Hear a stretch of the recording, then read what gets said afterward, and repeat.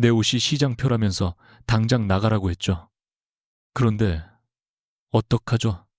태성 씨, 당신이 저 여자한테 명품 가방을 사주려고 꺼낸 그 카드도 제 돈이고 당신 회사가 살기 위해 목숨 걸고 매달린 알델 유통권도 제 손에 있는데 남편에게조차 자신의 진짜 신분을 숨긴 채 살아온 윤설이는 어느 날 청담동의 명품 매장에서 남편 김태성과 그의 내연녀 오세아를 마주친다. 세아는 로고 하나 없는 설인의 옷을 시장표라 조롱하고 태성은 아내를 감싸기는커녕 매장에서 나가라고 모욕한다. 그러나 그들이 사려던 가방도 태성이 탐내던 독점 유통권도 모두 한 사람의 결정 아래 있었다. 그리고 그날 설이는 더 이상 자신의 이름을 숨기지 않기로 한다. 그런 옷 입고 여긴 왜 들어왔어요? 오세아의 목소리는 일부러 주변 사람들에게까지 들리도록 높아졌다. 청담동 ARDEL 플래그십 스토어 2층 예약 고객만 들어올 수 있는 프라이빗 살롱 안에서 그녀는 윤설인의 크림색 재킷을 위아래로 훑어본 뒤 입꼬리를 비틀었다. 요즘 시장 옷도 재단은 그럴듯하게 나오나 봐요. 그럼는 그런 적의 시장 옷도 재단은 로고가 하나도 없어서 어디 건지 모르겠네. 설이는 대답하지 않았다. 오히려 세아보다 그녀의 옆에 서 있는 남자를 바라봤다. 결혼 6년 차 남편 김태성은 놀란 얼굴로 굳어있다가 곧 미간을 찌푸렸다. 당신이 왜 여기 있어? 설인이 낮게 되물었다. 그 질문은 내가 해야 하는 것 같은데. 태성은 잠깐 시선을 피했다. 그러자 세아가 그의 팔에 더 바짝 매달렸다. 오빠, 아는 사람이에요. 태성이 입술을 달싹이는 사이 설인이 먼저 말했다. 아는 사람 정도는 아니죠. 세아의 눈썹이 올라갔다. 설인은 태성의 손목에 채워진 시계를 바라본 뒤 다시 그의 얼굴을 봤다. 법적으로는 아직 제 남편이니까요. 순간 살롱 안의 공기가 얼어붙었다. 직원 2명이 동시에 시선을 내렸고 세아의 얼굴에서는 웃음이 사라졌다가 불과 몇 초 만에 더 날카로운 미소로 바뀌었다. 아, 그 유명한 사모님이구나. 그런데 생각보다 정말 평범하시네요. 태성이 낮게 경고했다. 세아야. 그러나 그녀는 멈추지 않았다. 왜요? 틀린 말 했어요. 오빠가 집에서는 답답해서 숨도 못 쉬겠다던 그분 맞잖아요. 설인의 손끝이 아주 조금 굳었다. 하지만 그녀의 표정은 변하지 않았다. 오늘 그녀가 이곳에 온 이유는 남편을 미행하기 위해서가 아니었다. ARDL 본사에서는 최근 한국 매장의 VIP 응대 방식과 일반 고객에 대한 차별 문제를 검토하고 있었고 설인은 예고 없이 현장을 확인하겠다고 했다. 수행비서도 전용 차량도 경영진 연락도 없이 혼자 매장을 방문한 이유는 직원들이 평소처럼 행동하는 모습을 보고 싶었기 때문이다. 그녀가 입은 재킷 역시 일부러 화려함을 피한 옷이었다. 다만 그것은 시장에서 산 옷이 아니었다. ARDL의 수석장인 한명규가 석 달 동안 손으로 완성한 비쿠냐 혼방 재킷이었다. 겉면 어디에도 브랜드를 드러내는 장식은 없었다. 대신 안쪽 목선 아래 손가락 한마디도 되지 않는 곳에 ARDL 최고 등급 맞춤복에만 새겨지는 은색 실의 3줄 스티치가 있었다. 그 사실을 눈치챈 사람은 세아도 태성도 아니었다. 살롱 구석에서 의상 관리를 맡고 있던 오랜 직원 박은정이었다. 그녀는 설인의 소매 끝과 어깨선을 본 순간 숨을 삼켰고 얼굴빛이 눈에 띄게 변했다. 하지만 설인은 아주 미세하게 고개를 저었다. 아직은 아니었다. 아직은 자신이 무엇을 보게 될지 끝까지 확인하고 싶었다. 그것이 그녀의 오래된 나쁜 습관이었다. 사람에게 진실을 묻는 대신 끝까지 지켜보는 것. 세아는 직원에게 진열장 안의 가방을 꺼내달라고 손짓했다. 짙은 와인색 악어 가죽으로 제작된 한정판이었다. 한국에 배정된 수량은 3점뿐이었고 구매 이력만으로는 살 수 없는 제품이었다. 직원이 조심스럽게 가방을 테이블 위에 올려놓자 세아는 그것을 자기 팔에 걸고 거울 앞으로 갔다. 오빠, 어때? 태성은 억지로 웃었다. 잘 어울려. 그럼 사줘요.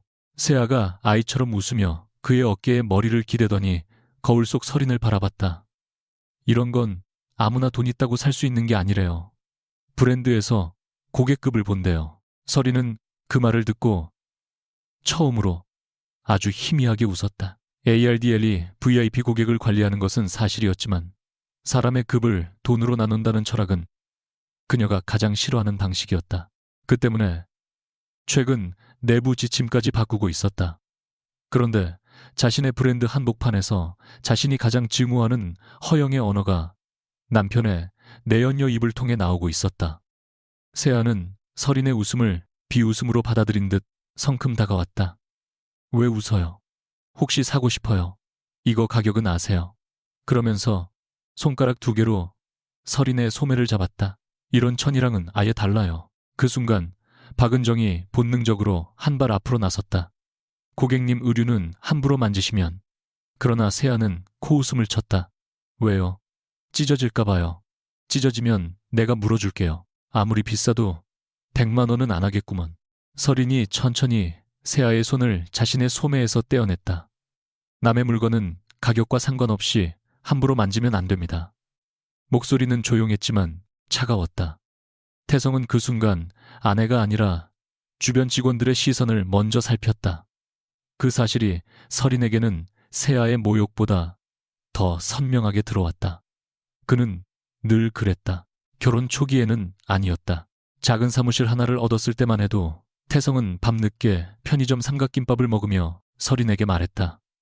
언젠가 자기 힘으로 성공해 그녀가 누구 앞에서도 기죽지 않게 하겠다고. 당시 서린은 웃으며 그 말을 들었다. 그녀가 이미 누구 앞에서도 기죽을 이유가 없는 사람이라는 사실은 말하지 않았다. 처음에는 사랑을 지키기 위한 침묵이라고 생각했다. 시간이 지나면서 그것은 시험이 되었다. 그가 아무것도 모르는 상태에서도 자신을 같은 눈으로 볼 수 있는지 확인하고 싶었다. 그리고 지금 그 시험의 답이 눈앞에 있었다. 태성이 한숨을 내쉬며 말했다. 서린아, 여기서 이러지 말자. 내가 뭘 했는데 굳이 분위기 망칠 필요 없잖아. 서린의 눈빛이 처음으로 흔들렸다. 분위기 세아가 태성의 팔을 붙잡으며 말했다. 오빠, 그냥 나가시라고 해요. 나 오늘 기분 좋은 날인데 싸우기 싫어. 서린이 남편을 바라봤다. 적어도 한 번쯤은 그가 그 손을 떼어낼 거라고 생각했다. 하지만 태성은 그러지 않았다. 오히려 서린에게 낮은 목소리로 말했다.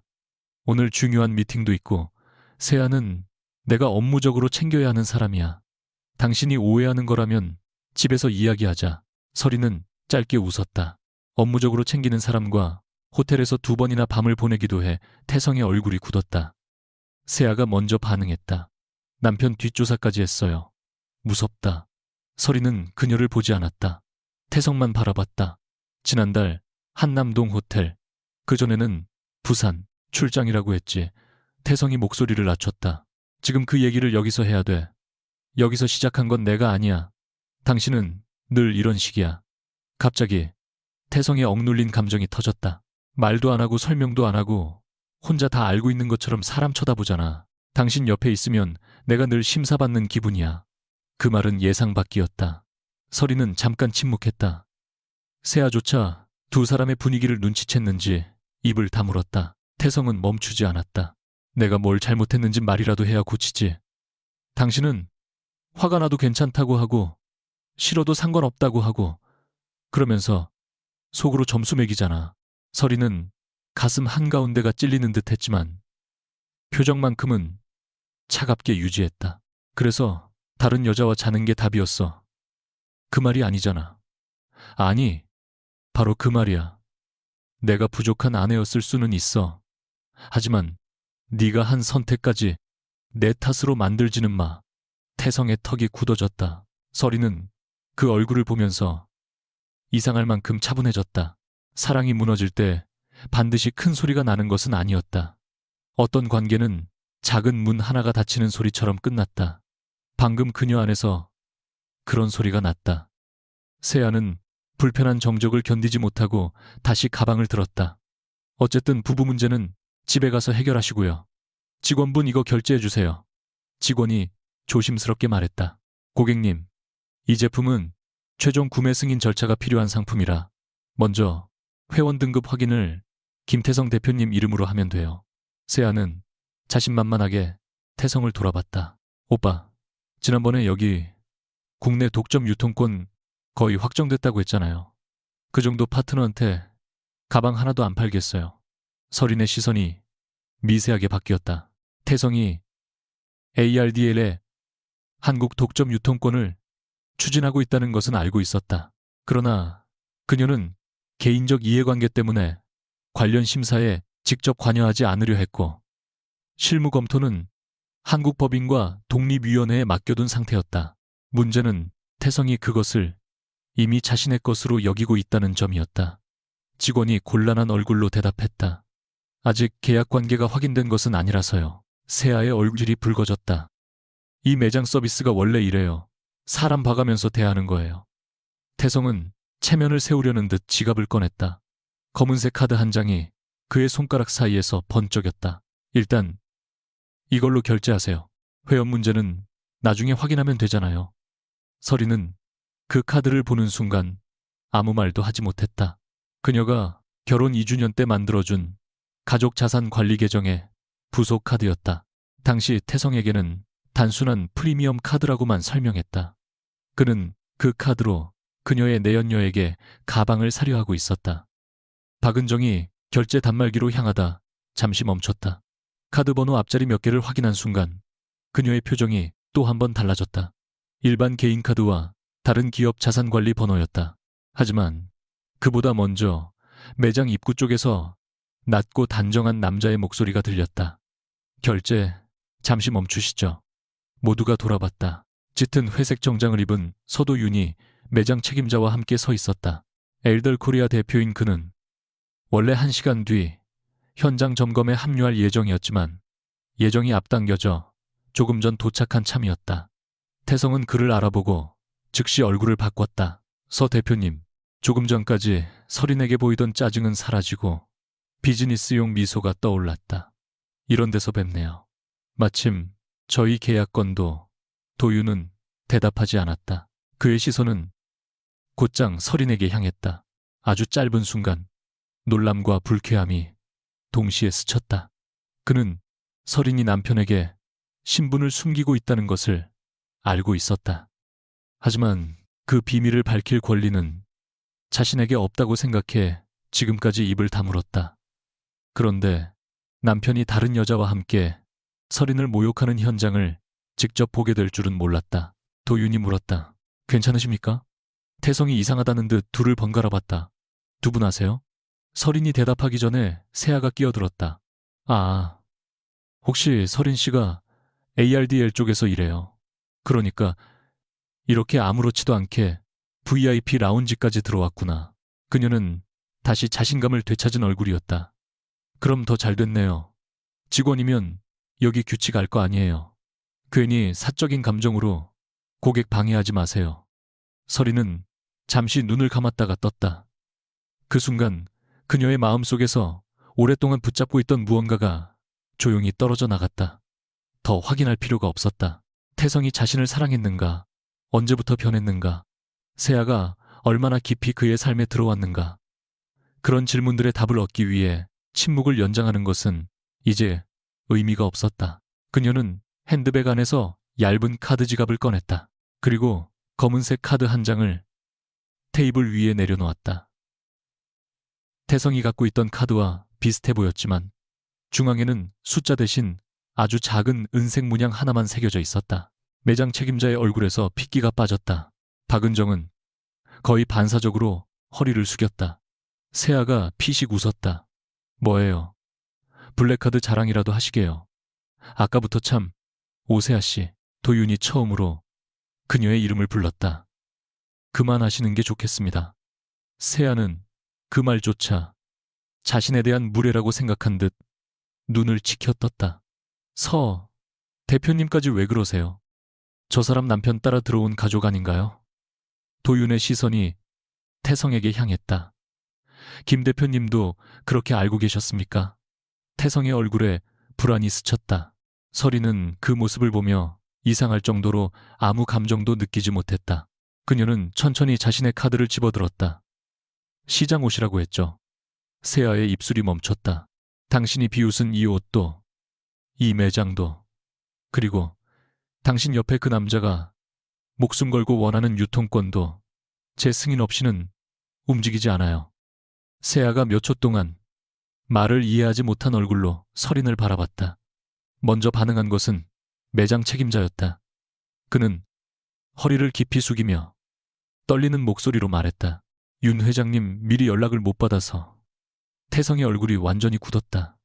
회장님, 그 한 단어가 유리처럼 바닥에 떨어졌다. 세아가 어색하게 웃으며 고개를 저었다. 무슨 농담이에요?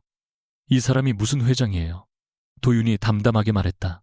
ARDL 글로벌 이사회 의장이자 그룹 최대 의결권자인 윤서린 회장입니다. 세아의 손에서 와인색 가방이 미끄러질 뻔했다. 박은정이 재빨리 받아 테이블 위에 올렸다. 태성은 서린을 바라보고 또 바라봤다. 마치 지금까지 6년 동안 함께 살았던 사람의 얼굴에서 전혀 다른 사람을 찾아내려는 것 같았다. 말도 안 돼. 그의 목소리는 쉰 듯했다. 서린은 대답하지 않았다. 태성은 한 걸음 다가왔다. ARDL이 당신 회사라고 내 회사라고 부르는 건 정확하지 않아. 많은 사람이 같이 만든 회사니까 그런 말장난 하지 마. 그의 얼굴이 붉어졌다. 당신이 왜 나한테... 서린이 조용히 끊었다. 지금 여기서 할 이야기는 아닌 것 같은데 아까 당신이 그렇게 말했잖아. 그 한마디에 태성의 입이 다물렸다.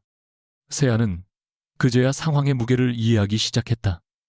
그녀의 시선은 서린에서 도윤으로 다시 매장 직원들로 빠르게 움직였다. 자신이 촬영하던 휴대전화가 아직 테이블 가장자리에 켜져 있다는 사실도 늦게 알아차렸다. 화면에는 방금 전까지 녹화된 영상 시간이 계속 올라가고 있었다. 세아는 급히 손을 뻗어 촬영을 종료했다. 그리고 조금 전과 완전히 다른 목소리로 말했다. 회장님, 제가 몰라 배워서 그냥 장난이었어요. 서린은 아무 말 없이 그녀를 바라봤다. 세아는 당황할수록 더 빠르게 말을 쏟아냈다. 제가 원래 말이 좀 세요. 태성 오빠한테 사모님 얘기를 제대로 들은 적도 없고요. 그리고 제가 먼저 시작한 것도 아니고. 그녀는 태성을 보며 도움을 구했지만 태성은 여전히 충격에서 빠져나오지 못하고 있었다. 그러자 세아가 갑자기 서린 쪽으로 다가왔다. 회장님, 제 광고 계약도 ARDEL 쪽에서 검토 중이라고 들었는데 그것까지 오늘 일 때문에 문제가 생기는 건 아니죠? 그 질문에 도윤의 눈빛이 차갑게 식었다. 서린은 오히려 희미하게 웃었다. 지금 가장 먼저 걱정되는 게 그거예요. 세아의 얼굴이 새하얘졌다. 아니, 그게 아니라 순간 그녀가 무릎을 굽히려 했다. 서린은 즉시 한 걸음 물러났다. 일어나세요. 세아가 멈췄다.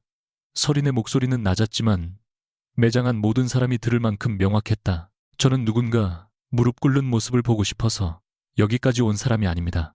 그리고 당신 계약은 오늘 당신이 나를 모욕했기 때문에 결정되는 것도 아닙니다. 그건 기준대로 판단될 겁니다.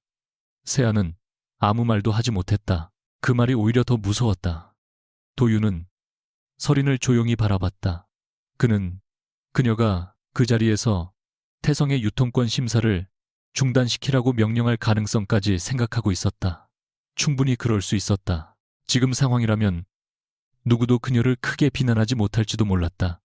그러나 서린은 매장 책임자에게 말했다. 오늘 있었던 일은 고객 응대 감사 기록에 그대로 남기세요. 직원이 누구 편을 들었는지가 아니라 규정을 제대로 지켰는지만 확인하고요. 오세아 씨와 관련된 계약도 기존 심사 절차 그대로 진행하세요. 그리고 잠시 태성을 바라본 뒤 덧붙였다.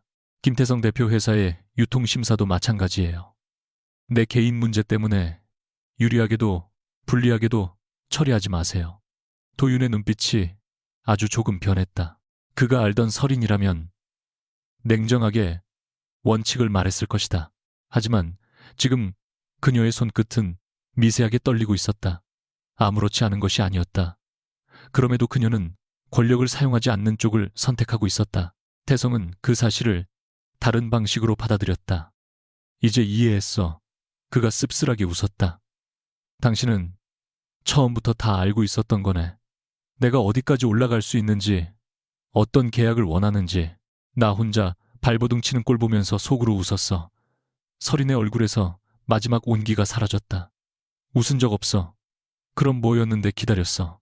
그녀가 말했다. 당신이 나를 어떤 사람으로 볼지. 태성은 한동안 아무 말도 하지 않았다. 그 침묵 속에서 설이는 자신이 결국 가장 듣고 싶지 않았던 진실과 마주하고 있다는 것을 느꼈다. 남편은 지금 외도가 들킨 사람의 얼굴보다 속았다고 생각하는 사람의 얼굴을 하고 있었다. 그리고 그녀 역시 완전히 결백하지 않았다.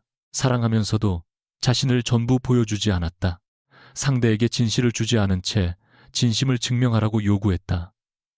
하지만 그 사실이 태성의 배신을 지워주지는 못했다. 설이는 테이블 위에 놓인 태성의 카드를 집어들었다.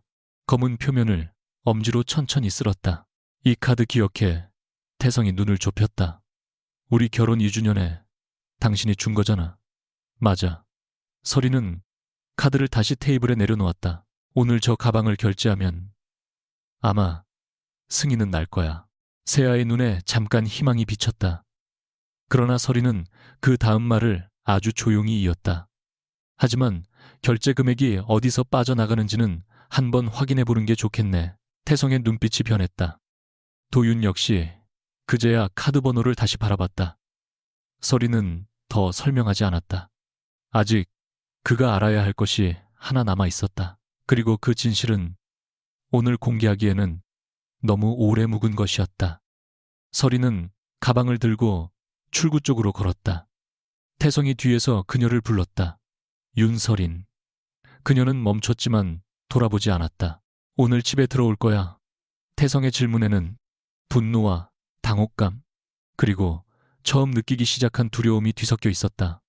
설이는 몇 초 뒤 고개만 아주 조금 돌렸다. 내가 돌아가면 당신은 세아 씨와 끝낼 거야. 태성은 바로 대답하지 못했다. 그 짧은 망설임이면 충분했다. 설이는 희미하게 웃었다. 됐어. 이제 더 시험하지 않을게. 그녀가 매장을 나가자 자동문 너머로 청담동 거리의 소음이 밀려들었다. 도윤은 잠시 망설이다. 그녀를 따라 나섰다. 밖에서 그는 설인에게 아무런 위로도 건네지 않았다. 대신 담담하게 말했다. 회장님이 원하시면 김태성 대표 심사에서 빠지셔야 합니다. 지금부터는 어떤 결정도 사적 보복으로 보일 수 있습니다. 설인이 그를 바라봤다. 다른 사람이라면 이런 날조차 자신에게 충성을 증명하려 했을 것이다. 하지만 도윤은 여전히 불편한 진실부터 말했다.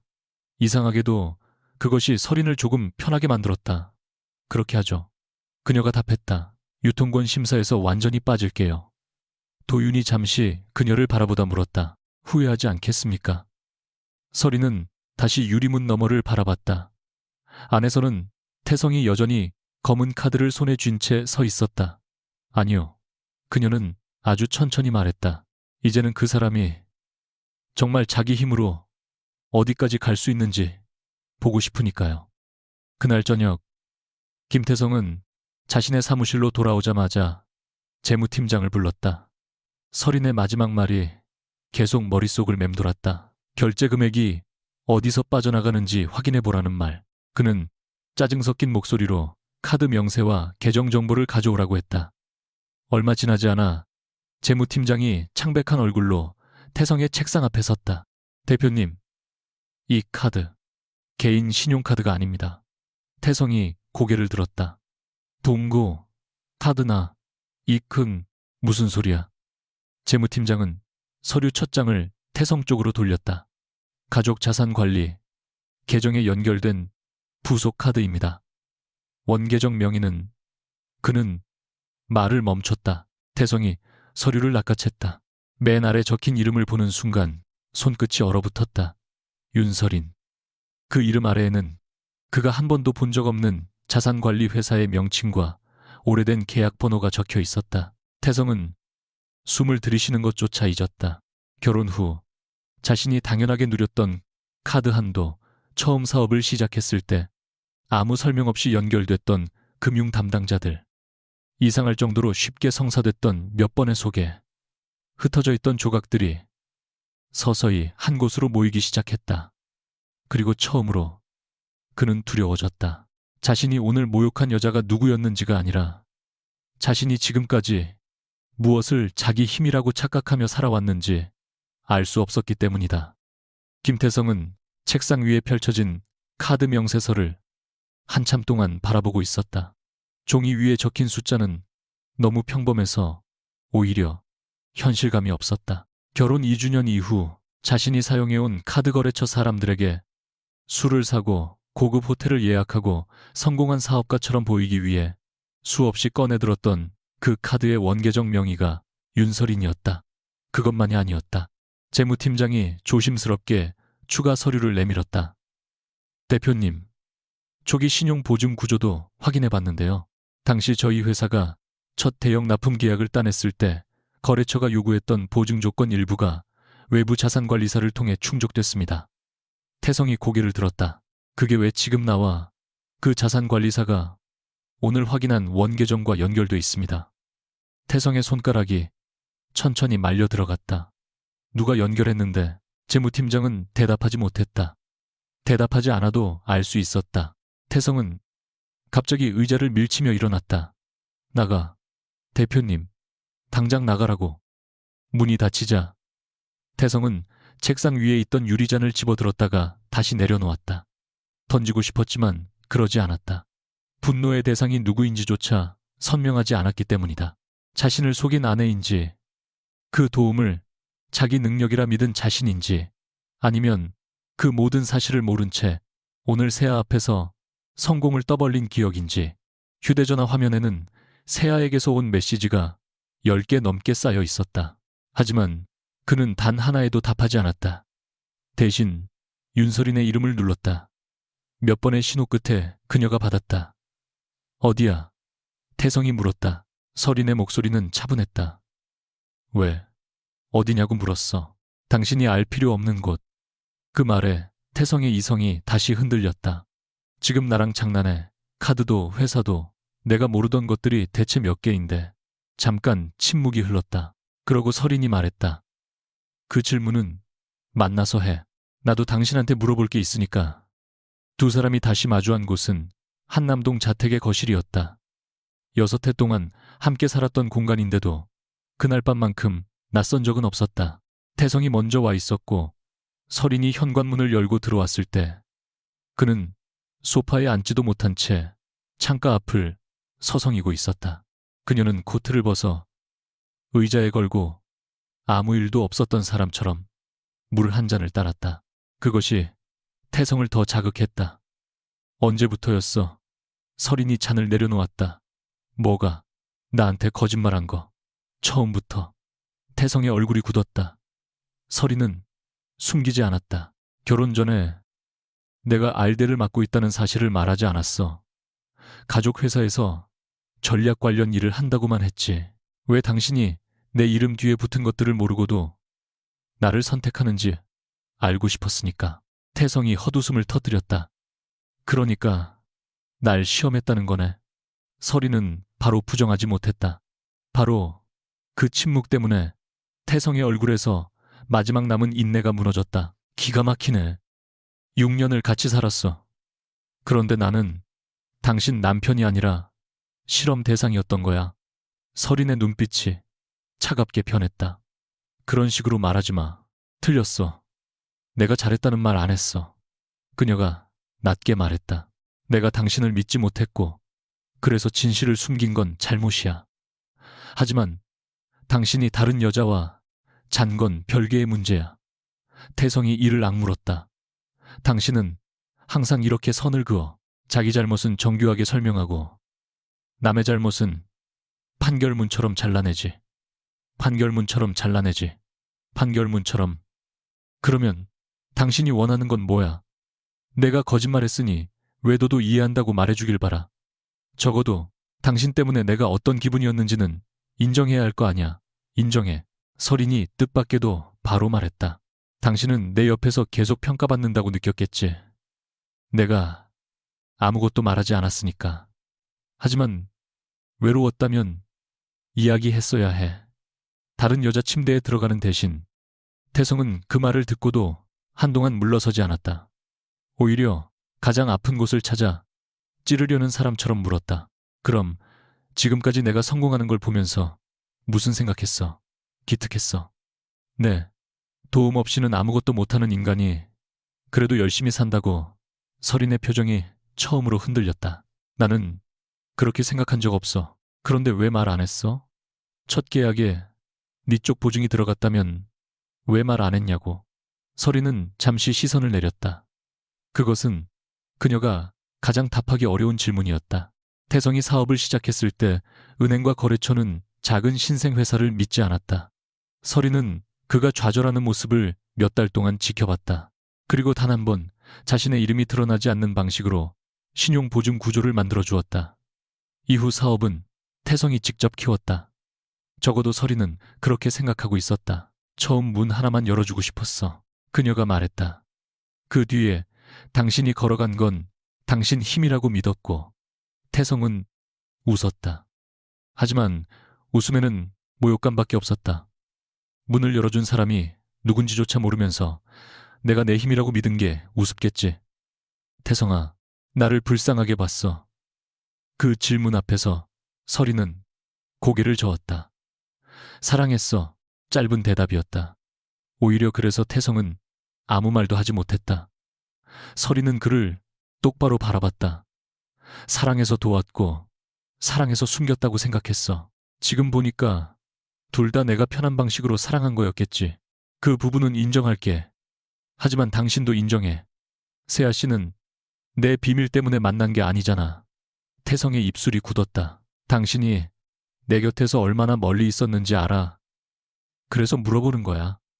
설인이 말했다. 내가 멀리 있었다는 사실과 당신이 바람을 피운 사실 사이에 정말 피할 수 없는 길 하나밖에 없었어. 태성은 답하지 못했다. 그 침묵이 길어지자 설이는 더 이상 몰아붙이지 않았다. 오히려 방으로 올라가 작은 여행 가방 하나를 꺼냈다. 옷 몇 벌과 서류를 담는 그녀를 태성이 문 앞에서 지켜봤다. 나가려고 당분간 호텔에 있을 거야. 피하는 거네. 아니, 설이는 지퍼를 닫았다. 처음으로 시험하지 않으려는 거야. 태성이 이해하지 못한 얼굴로 서 있었다. 설이는 가방 손잡이를 세우며 말했다. 예전 같았으면 아무 말도 안 하고 계속 지켜봤겠지. 당신이 세아 씨를 정리하는지, 나한테 먼저 사과하는지, 얼마나 걸리는지, 그리고 마음속으로 점수를 매겼을 거야. 그녀는 씁쓸하게 웃었다. 당신 말이 맞아. 나 그런 사람인가 봐. 태성의 눈빛이 잠시 흔들렸다. 하지만 설인의 다음 말은 부드럽지 않았다. 그래서 이제 안 할 거야. 내 요구를 말할게. 다른 여자와 관계를 이어가는 동안 나는 이 집에서 당신 아내 역할을 하지 않아.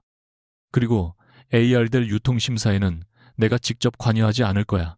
태성이 즉시 고개를 들었다. 잠깐, 그건 다른 문제잖아. 맞아. 그래서 분리하는 거야. 당신이 빠지면 심사에 불리해질 수도 있어. 그 반대일 수도 있지. 설인이 담담하게 말했다. 어느 쪽이든 당신 회사가 받아야 할 평가를 받는 거야. 태성의 얼굴이 일그러졌다. 결국 나 버리겠다는 거네. 아니. 설인은 그를 한참 바라보다 말했다. 내가 뒤에서 잡아주던 손을 놓겠다는 거야. 서 있을 수 있는지는 당신이 보여줘. 다음날 오전 ARDL 서울본사 긴급경영회의 분위기는 살롱에서의 소란보다 훨씬 더 차가웠다. 전날 매장에 있던 사람들 중 누군가가 촬영한 짧은 영상이 이미 온라인에서 퍼지고 있었다. 문제는 영상이 처음부터 끝까지 공개된 것이 아니라는 점이었다. 오세아가 윤설인에게 다가가 뭔가 말하는 장면은 거의 잘려 있었고, 설인이 자신의 신분을 밝힌 뒤 매장 직원들이 허리를 숙이는 모습과 세아가 무릎을 굽히는 장면만 빠르게 이어져 있었다. 제목은 자극적이었다. 유명 인플루언서를 무릎 꿇린 명품 회장. 또 다른 게시물에는 남편의 지인을 질투해 매장에서 공개 갑질을 했다는 설명까지 붙었다. 홍보 책임자가 굳은 얼굴로 말했다. 아직 기사화는 제한적이지만 온라인 확산 속도가 빠릅니다. 사적인 갈등 때문에 고객 계약이나 구매 자격에 불이익을 줬다는 인상이 생기면 위험합니다. 한 임원이 즉시 말했다. 그렇다면 오세아 씨, 광고 검토부터 중단하는 게 맞습니다. 회장님에 대한 명예훼손 문제도 있으니 강하게 대응해야 합니다. 서리는 회의석 끝에서 손가락으로 펜을 한 번 굴렸다. 무슨 근거로 중단하죠? 임원이 당황했다. 어제 매장에서 회장님께 한 행동이, 그 행동이 우리 광고 심사 기준 몇 조에 해당합니까? 아무도 대답하지 못했다. 서리는 서도윤을 바라봤다. 대표님 의견은요? 도윤은 잠시 서류를 내려다보다 말했다. 개인적으로는 불쾌합니다. 하지만 회사 판단과 개인 감정은 분리해야 합니다. 한 임원이 불편한 기색을 보였다. 서 대표, 지금 회장님이 피해자인데 너무 원칙만 말하는 것 아닙니까? 도윤은 표정 하나 바꾸지 않았다. 회장님이 피해자이기 때문에 더 원칙대로 해야 합니다.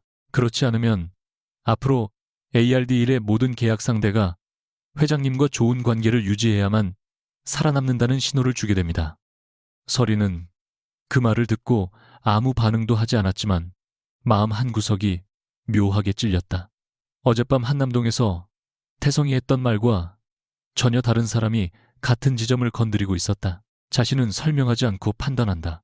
자신은 모든 것을 알고 있는 위치에서 상대가 어떤 선택을 하는지 본다. 기업에서는 그런 태도가 냉정한 리더십으로 보일 수 있었지만 가까운 관계에서는 얼마나 잔인할 수 있었는지 그녀는 처음 인정하기 시작했다. 회의가 잠시 중단된 사이 도윤이 회의실 밖 복도로 따라 나왔다. 어젯밤 김태성 대표와 이야기하셨습니까? 네. 이혼하실 겁니까? 서린이 그를 돌아봤다. 업무 보고할 때도 그렇게 직설적이었나요? 회장님이 사적인 문제를 업무와 분리하겠다고 하셨으니 어디까지 분리해야 하는지 알아야 합니다. 아직 결정 안 했어요. 도윤이 고개를 끄덕였다. 그러면 더더욱 유통심사에서 빠지셔야 합니다. 서린의 눈빛이 날카로워졌다. 내가 남편 회사에 불이익을 줄 거라고 생각해요. 반대입니다. 도윤은 망설이지 않았다. 회장님은 불이익을 줄 가능성보다 또 도와줄 가능성이 더 높습니다. 그 말에 서리는 굳었다. 도윤이 조용히 덧붙였다. 회장님은 늘 자신이 냉정하다고 생각하지만 김태성 대표에게는 한 번도 냉정했던 적 없습니다. 당신이 뭘 알아요? 제가 아는 건 하나입니다. 잘못한 사람을 미워하는 것보다 사랑했던 사람을 놓는 게 회장님한테 훨씬 어렵다는 것. 서리는 그 말을 듣고 한동안 도윤을 바라봤다. 불쾌해야 했다. 자신의 결혼을 함부로 평가한다고 화를 내도 이상하지 않았다. 그런데 이상하게 화가 나지 않았다. 어쩌면 도윤의 말이 너무 정확해서였을 것이다. 서리는 다시 회의실로 들어가 자리에 앉았다. 그리고 회의가 재개되자 준비되지 않았던 결정을 내렸다. 김태성 대표 회사의 AR들 코리아 독점 유통심사에서 저는 오늘부로 완전히 빠지겠습니다. 회의실 안이 술렁였다. 서리는 말을 이어갔다. 관련 보고서는 제게 공유하지 마세요. 의결권도 행사하지 않겠습니다. 별도의 독립검토위원회를 구성하고 심사 과정은 기록으로 남기세요. 한 임원이 물었다. 회장님, 굳이 그렇게까지 하실 필요가 있습니까? 있습니다. 서린의 목소리는 단호했다. 이 계약이 통과되면 남편이라서 특혜를 줬다는 말을 들을 겁니다. 탈락하면 외도에 대한 보복이라고 하겠죠. 그렇다면 제가 빠지는 게 가장 깨끗합니다. 도윤이 그녀를 바라봤다. 두 사람의 시선이 잠깐 마주쳤다. 서리는 그 순간 아주 작은 해방감을 느꼈다. 결과를 통제하지 않는 선택, 다른 사람이 어떤 사람인지 알아보기 위해 무대를 꾸미지 않는 선택. 그녀에게는 낯선 방식이었다. 하지만 바로 그 때문에 필요했다. 문제는 오세아가 그렇게 쉽게 물러나는 사람이 아니라는 데 있었다. 같은 시각 강남의 한 스튜디오에서 그녀는 자신의 매니저와 홍보대 행사 직원을 앞에 두고 어젯밤 영상을 다시 보고 있었다. 화면 속 자신은 분명 서린의 옷을 조롱하고 있었다. 원본을 그대로 공개하면 동정 여론을 얻기 어려웠다. 세아는 손톱 끝으로 테이블을 두드리다 말했다. 앞부분은 빼요. 회장이 신분 밝히고 직원들 불러서 분위기 뒤집은 부분부터 시작해. 매니저가 불안하게 물었다. 그래도 원본이 나중에 나오면 위험하지 않을까요? 누가 내놓는데 세아가 쏘아붙였다. 네, 휴대폰에 있는 영상인데 그녀는 겉으로 태어냈지만 속은 달랐다. 어린 시절 아버지 회사가 무너진 뒤 자신을 무시하던 친구들의 얼굴이 다시 떠오르고 있었다. 어제 설인 앞에서 무릎이 꺾이려던 순간 세아는 10여 년 전 그 시절로 돌아간 기분이었다. 돈이 없다는 이유로 초대받지 못하고 좋은 옷을 입지 못한다는 이유로 뒤에서 웃음거리가 되던 아이. 다시는 그곳으로 돌아가고 싶지 않았다. AR들 광고 계약은 단순한 일이 아니었다. 그녀에게 그것은 자신이 다시 상류층 문안으로 들어왔다는 증명서였다. 그리고 김태성의 유통권이 성사되면 자신의 위치는 더 강해질 거라고 믿었다. 세아는 휴대전화를 집어들고 태성에게 전화를 걸었다. 이번에는 그가 받았다. 오빠, 나 진짜 무서워. 그 여자나 매장 출입도 막고 광고도 잘라버릴 것 같아. 태성의 목소리는 차갑게 가라앉아 있었다. 서린이는 그렇게 안 해. 아직도 편들어요. 편드는 게 아니라 알아서 하는 말이야. 세아는 입술을 깨물었다. 처음으로 자신이 예상하지 못한 균열이 생겼다. 그날 오후 태성은 AR딜 코리아로부터 공식 통지를 받았다. 독점 유통 파트너 심사가 예정대로 진행되며 윤서린 회장은 모든 심사와 의결 과정에서 빠진다는 내용이었다. 태성은 메일을 몇 번이나 읽었다. 안드라, 처음에는 분노했고 그 다음에는 이상하게 불안해졌다. 만약 서린이 보복하려 했다면 오히려 대응하기 쉬웠을 것이다. 그것을 부당한 개입이라고 주장하면 됐다. 하지만 그녀는 완전히 빠졌다. 이제 계약이 실패한다면 누구 탓도 할 수 없었다. 그 순간 비서가 문을 두드렸다. 대표님, 유통심사팀에서 추가 자료 요청이 왔습니다. 태성이 받아든 목록에는 최근 3년간 주요 거래처 계약 유지율 자금 조달, 내역 고급 브랜드 운영 경험, 내부 리스크 관리 자료가 적혀 있었다. 가장 아래에는 특수 관계자의 지원이나 보증에 의존한 거래가 있을 경우 관련 내용을 공개하라는 문구가 있었다. 태성의 손이 멈췄다. 어젯밤 확인한 그 자산관리 계정이 떠올랐다. 그는 비서에게 나가라고 한 뒤 서린에게 전화를 걸었다. 이번에는 그녀가 받지 않았다. 태성은 메시지를 썼다가 지웠다. 왜 도와줬어? 왜 말하지 않았어? 어디까지 네가 한 거야? 여러 문장을 반복해서 지운 끝에 그는 결국 짧게 남겼다. 나한테 아직 숨긴 게 얼마나 더 있어? 답장은 오지 않았다. 서린은 그때 본사 지하 주차장에 세워진 차 안에서 그의 메시지를 읽고 있었다. 화면을 바라보는 얼굴에는 분노보다 피로가 짙었다. 도윤이 운전석 쪽 문을 열려다 그녀가 아직 차에 타지 않은 것을 보고 멈췄다. 안 가십니까? 서린은 휴대전화를 뒤집어 놓았다. 서 대표, 네, 사람을 믿는다는 게 정확히 뭔가요? 예상하지 못한 질문이었지만 도윤은 웃지 않았다. 잠시 생각한 뒤 말했다. 상대가 내가 원하는 선택을 할 거라고 확신하는 건 아닌 것 같습니다. 그러면요, 원하지 않는 선택을 할 가능성까지 주는 거겠죠. 서린은 그의 말을 조용히 되새겼다. 자신은 지금까지 태성을 믿고 있다고 생각했다. 하지만 어쩌면 그녀는 태성이 자신이 원하는 답을 고를 때까지 기다렸을 뿐인지도 몰랐다. 도윤은 그녀의 표정을 살피다가 낮게 덧붙였다. 다만 한 가지는 구분하셔야 합니다. 믿을 기회를 줬다고 해서 배신까지 받아줘야 하는 건 아닙니다. 서린은 그제야 아주 희미하게 웃었다. 항상 마지막에는 그렇게 모질게 말하네요. 부드럽게 말해서 사실이 달라지지는 않으니까요. 그녀는 차문을 열기 전에 휴대전화를 다시 한번 봤다. 태성의 메시지는 그대로 남아 있었다. 서린은 답장을 쓰지 않았다. 이번에는 시험하기 위해 침묵하는 것이 아니었다. 아직 자신도 답을 몰랐기 때문이다. 하지만 같은 밤 ARDEL 재무감사팀의 한 직원이 오래된 파일 하나를 열면서 상황은 또 다른 방향으로 움직이기 시작했다. 김태성의 회사가 창업 초기에 맺었던 몇 건의 대형 거래 자료를 검토하던 그는 반복해서 등장하는 하나의 외부 자산관리사 이름을 발견했다. 직접 투자한 흔적은 없었다. 대신 거래처 신용보관과 금융기관 소개 초기 보증 구조에만 그 이름이 나타났다. 직원은 이상함을 느껴 상급자에게 보고했고 보고서는 곧 서도윤에게 전달됐다. 도윤은 문서를 천천히 넘기다 마지막 페이지에서 시선을 멈췄다. 자산관리사의 최종 수익자 정보는 일반 심사팀 권한으로는 열람할 수 없도록 잠겨 있었다. 그러나 그는 전날 태성의 카드에서 본 계정 이름을 기억하고 있었다. 둘은 같았다. 도윤은 그 자리에서 설인에게 전화하지 않았다. 확정되지 않은 사실을 말하는 것은 그가 가장 싫어하는 일이었다. 대신 감사팀에 지시했다. 누가 도움을 줬는지보다 김태성 대표 회사가 지금도 그 구조에 의존하고 있는지만 확인하십시오. 전화를 끊은 뒤 그는 한동안 창밖의 서울 야경을 바라봤다. 만약 그의 예상이 맞다면 김태성이 잃게 될 것은 계약 하나가 아니었다. 자신이 지금까지 자기 힘으로 쌓았다고 믿었던 인생의 일부가 처음부터 누구의 손 위에 놓여 있었는지 마주해야 했다. 그리고 설인 역시 언젠가는 인정해야 할 것이 있었다.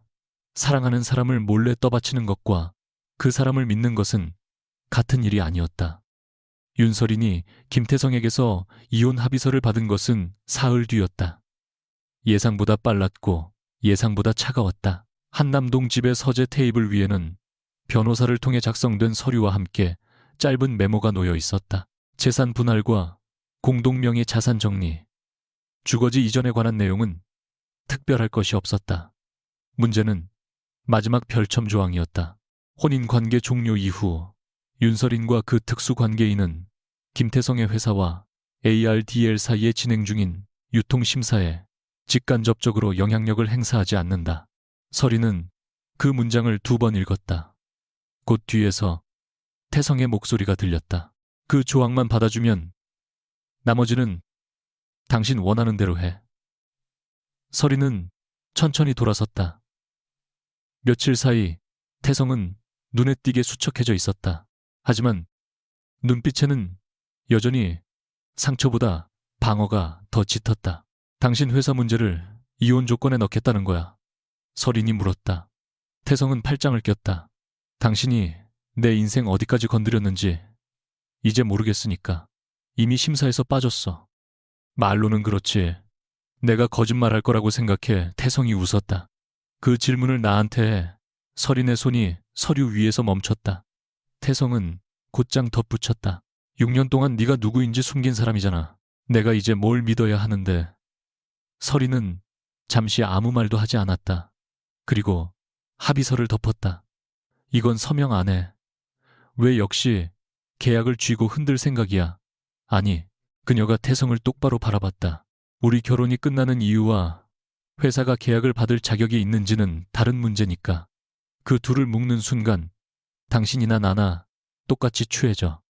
태성의 표정이 굳었다. 당신은 끝까지 위에서 말하네. 위에서 말하는 게 아니라 선을 긋는 거야. 그 선을 누가 정하는데 늘 당신이잖아. 태성은 결국 참아왔던 말을 쏟아냈다. 결혼할 때도 당신이 어디까지 보여줄지 당신이 정했고, 내가 사업할 때도 어디까지 도와줄지 당신이 정했고, 이제 이혼할 때도 뭐가 사적인 문제고 뭐가 공적인 문제인지 당신이 정해. 나는 한 번이라도 선택할 기회가 있었어. 설인의 얼굴이 창백해졌다. 그 말은 억지가 아니었다. 그래서 더 아팠다. 그녀는 천천히 입을 열었다. 있었어. 태성이 눈을 치켜떴다. 다른 여자와 잘 것인지 말 것인지. 순간 태성의 입이 다물렸다. 설인은 목소리를 높이지 않았다. 내가 당신한테 진실을 다 주지 않은 건 내 잘못이야. 그건 앞으로 평생 후회할 수도 있어. 하지만 당신이 배신할지 말지는 내가 정한 게 아니야. 그 선택까지 내 손에 있었다고 말하지 마. 태성의 눈빛이 흔들렸다. 그는 잠시 창밖을 바라보다 낮게 말했다. 새아랑 있으면 적어도 내가 필요한 사람 같았어. 설이는 그 고백을 듣고도 이상하게 분노하지 않았다. 오히려 오래전부터 알고 있던 답을 확인한 느낌이었다. 나는 당신을 필요로 하지 않았다고 생각했어. 당신은 누구도 필요로 하지 않는 사람처럼 보였어. 그건 내가 잘못 보여준 거야. 설인이 말했다. 그렇다고 다른 사람이 되는 건 아니고. 같은 시각 오세아는 자신의 아파트 거실에서 태성의 전화를 기다리며 계속 휴대전화를 확인하고 있었다. 며칠 전까지만 해도 그녀는 사건의 중심에 있다는 사실 자체를 즐겼다. 팔로워 수는 오히려 늘었고 일부 온라인 커뮤니티에서는 재벌 여성에게 괴롭힘당한 인플루언서라는 동정 여론도 생겼다. 하지만 알들 측이 아무런 감정적 대응을 하지 않자 계약 취소 통보도 없었고 협박성 연락도 없었다.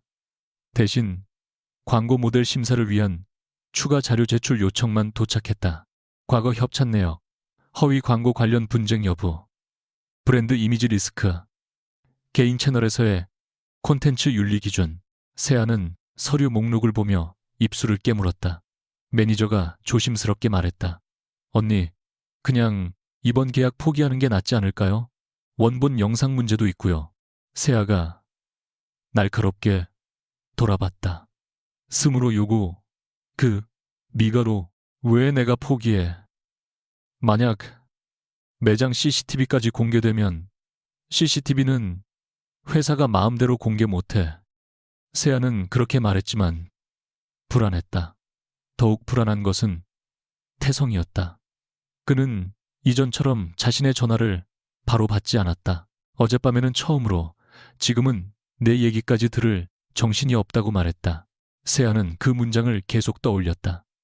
그녀가 원하는 것은 태성이라는 남자 한 명이 아니었다. 그와 함께 찍는 사진, 고급 식당의 예약석 사람들이 자신을 바라보는 눈빛, 그리고 알델과 연결될 수 있다는 가능성이었다. 다시는 초라했던 과거로 돌아가지 않을 것이라는 증명이었다. 그래서 그녀는 태성을 잃는 것보다 그가 무너지는 것을 더 두려워했다. 며칠 뒤 ARDL 독립심사위원회는 김태성의 회사에 대한 현장 실사를 시작했다. 태성은 그것을 예상했지만 질문의 깊이는 예상하지 못했다. 심사팀은 화려한 매출 자료보다 계약 구조를 집요하게 들여다봤다. 왜 주요 해외 브랜드와의 첫 거래가 비슷한 시기에 성사됐는지, 당시 금융기관이 신생회사에 비교적 유리한 조건을 제공한 배경은 무엇인지, 최근 몇 년 동안 실제 운영 이익보다 외형 확장에 더 많은 돈을 사용한 이유는 무엇인지. 태성은 자신있게 답하려 했지만 오래된 자료를 확인할수록 설명하지 못하는 부분이 생겼다. 특히 창업 2년차에 성사된 3건의 거래가 문제였다. 당시 그는 자신의 발표와 협상력이 상대를 설득했다고 믿었다. 그런데 거래처 내부 문건에는 익명의 신용보강기관이 위험을 일부 부담했다는 기록이 있었다. 태성은 재무팀장을 불러 물었다. 이거 그때 왜 나한테 보고 안 했어? 팀장은 당황했다. 대표님도 알고 계신 줄 알았습니다. 당시 외부 자문사에서 연결해준 구조였고 대표님께서는 윤 사모님 지인을 통해 소개받았다고 태성의 얼굴이 굳었다. 기억이 돌아왔다. 설이는 당시 그에게 단지 아는 분에게 한 번 이야기해봤어 라고만 했다. 그는 그것을 평범한 소개 정도로 생각했다. 태성은 서류를 내려놓으며 낮게 물었다. 그 지원이 없었으면 계약 못 땄어. 팀장은 쉽게 답하지 못했다. 계약 자체는 대표님이 성사시키셨습니다. 다만 상대 회사가 위험 부담을 줄일 장치가 없었다면 최종 결제까지 갔을지는. 그날 저녁 태성은 세아와 약속한 청담동 레스토랑에 1시간 늦게 도착했다. 세아는 이미 와인잔을 비우고 있었다. 그가 앉자마자 그녀가 불평을 쏟아냈다. 오빠는 지금 내가 어떤 상황인지 알아. 악플 때문에 광고 2개가 보류됐어. AR들 쪽에서도 자료를 계속 요구하고 있고. 태성은 넥타이를 느슨하게 풀며 말했다. 정상적인 심사래. 정상적인 심사. 세아가 헛웃음을 쳤다.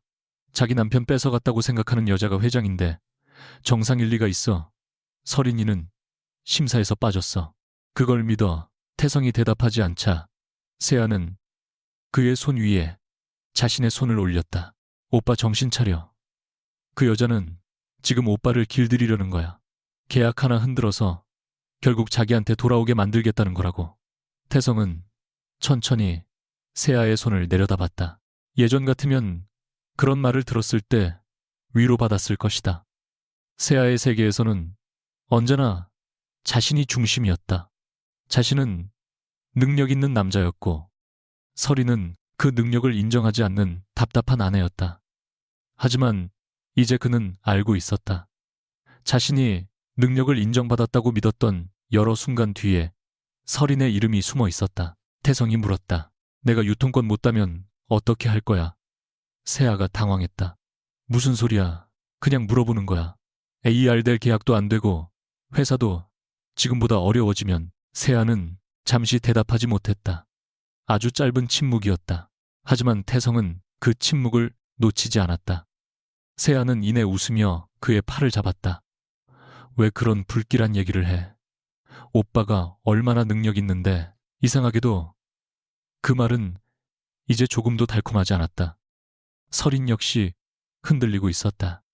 사건 이후 그녀는 호텔 스위트에서 지냈지만 잠을 제대로 자지 못했다. 낮에는 회의를 하고 저녁에는 해외 법인 보고를 검토했으며 밤이 되면 태성과 나눴던 대화가 돌아왔다. 당신은 누구도 필요로 하지 않는 사람처럼 보였어. 그 말이 머릿속에서 떠나지 않았다. 어느 날 늦은 저녁, 본사 디자인 아카이브실에 홀로 남아있던 설이는 오래된 샘플북을 넘기다가 한 페이지에서 손을 멈췄다. 6년 전 봄 컬렉션의 소재 기록이었다. 결혼식 직후 태성과 함께 제주로 짧은 여행을 갔던 시기였다. 그때 태성은 값비싼 선물을 사주지 못해 미안하다고 했고 설이는 웃으며 당신이 있으면 됐다고 답했다. 당시에는 진심이었다.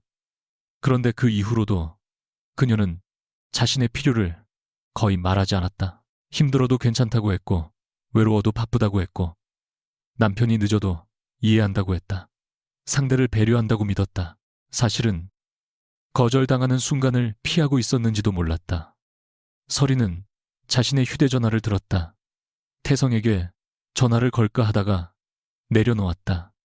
바로 그때 아카이브실 문이 열리고 도윤이 들어왔다. 아직 계셨습니까? 설이는 책을 덮었다. 서 대표는 왜 아직 있어요? 회장님이 아직 계시니까요. 그건 꽤 위험한 대답인데. 그럼 수정하겠습니다. 보고서가 남아서요. 설인이 아주 작게 웃었다. 도윤은 그녀 맞은편에 앉았지만 위로부터 꺼내지는 않았다. 대신 심사 과정에서 확인된 몇 가지 사실을 설명했다. 김태성 대표 회사의 초기 거래에 외부 신용 보강이 있었던 건 맞습니다. 다만 그게 지금 회사의 성과 전체를 만들어줬다고 볼 수는 없습니다. 이후 확장 과정은 김 대표 본인의 판단과 경영 결과입니다. 설이는 천천히 고개를 끄덕였다. 다행이네요. 도윤이 그녀를 바라봤다. 무엇이요? 내가 그 사람 인생 전체를 만들어준 건 아니라서 그게 두려우셨습니까? 설이는 대답하지 않았다. 도윤은 잠시 기다렸다가 말했다. 회장님은 김 대표가 무능한 사람이었다는 결론을 원하는 게 아니군요. 그런 결론을 원하면 내가 너무 비참해지잖아요. 그녀가 낮게 말했다. 내가 사랑한 사람이 처음부터 아무것도 아니었다고 생각하면 지난 6년까지 전부 부정해야 하니까. 도윤의 표정이 조금 누그러졌다. 설이는 처음으로 그에게 자신의 과거를 이야기했다. 자신의 성을 알게 된 순간 태도가 바뀌던 친구들, 결혼을 생각하던 사람이 ARDL 지분 구조를 먼저 묻던 기억, 누군가의 호의가 진짜인지 계산하게 된 습관. 그래서 태성 씨한테는 아무것도 보여주고 싶지 않았어요. 이름도 돈도 자리도 없이 나만 보여주면 그 사람의 마음을 알 수 있을 것 같았거든요. 도윤은 조용히 물었다. 그런데 회장님은 회장님 자신을 정말 보여줬습니까? 설인이 그를 바라봤다. 도윤의 질문은 날카로웠지만 비난하는 어조는 아니었다. 무슨 뜻이에요? ARDL 회장이라는 사실만 숨긴 게 아니지 않습니까? 그가 말했다. 불안한 것도 숨겼고 질투하는 것도 숨겼고 필요한 것도 숨겼습니다. 상대에게 직함을 보여주지 않는 것과 마음까지 보여주지 않는 건 다른 일입니다. 서리는 입술을 다물었다. 도윤은 계속했다. 김태성 대표가 한 행동을 정당화하려는 게 아닙니다. 배신은 그의 선택입니다. 하지만 회장님이 알고 싶었던 건 그 사람이 아무것도 없는 윤서린을 사랑할 수 있는지였고, 정작 김 대표가 함께 산 사람은 아무것도 요구하지 않는 윤서린이었겠죠. 서린의 눈가가 처음으로 흔들렸다. 그럼 내가 뭘 했어야 했는데요. 저한테 답을 물으시면 안 됩니다. 항상 답을 가지고 있는 것처럼 말하잖아요. 아닙니다. 도윤은 아주 잠시 시선을 피했다. 저도 사람한테 마음을 보여주는 건 잘 못합니다. 처음 듣는 고백이었다.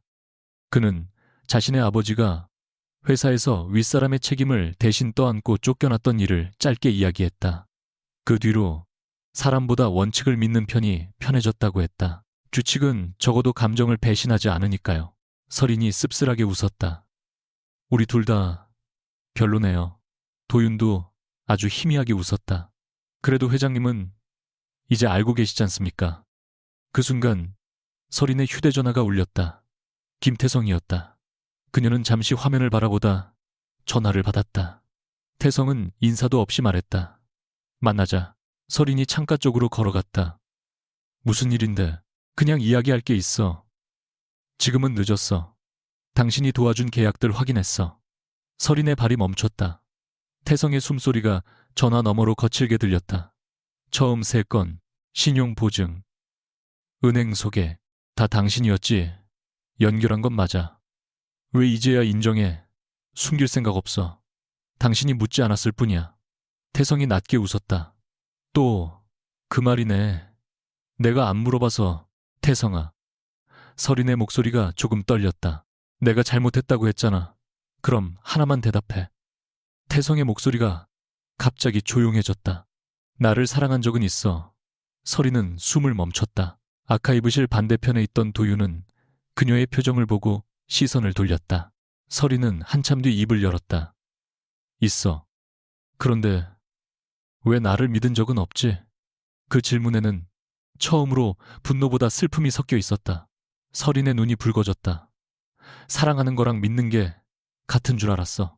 나는 당신한테 뭐였는데 사랑하는 사람이었어. 아니, 태성이 낮게 말했다. 당신이 언젠가 배신할지 확인해야 하는 사람이었겠지. 서린은 아무 말도 할 수 없었다. 전화가 끊긴 뒤에도 서린은 한동안 그대로 서 있었다. 울지는 않았다. 오히려 울지 못하는 사람이 더 힘들어 보이는 얼굴이었다. 도윤은 다가갔지만 그녀의 어깨를 잡거나 괜찮냐고 묻지 않았다. 서린이 먼저 말했다. 그 사람이 맞는 말을 해서 더 화가 나요. 어떤 말입니까? 나는 처음부터 그 사람이 떠날 수도 있다고 생각했어요. 그러니까 미리 증명받으려 했던 거겠죠. 도윤은 잠시 침묵했다. 그렇다고 결과가 회장님 책임이라는 뜻은 아닙니다.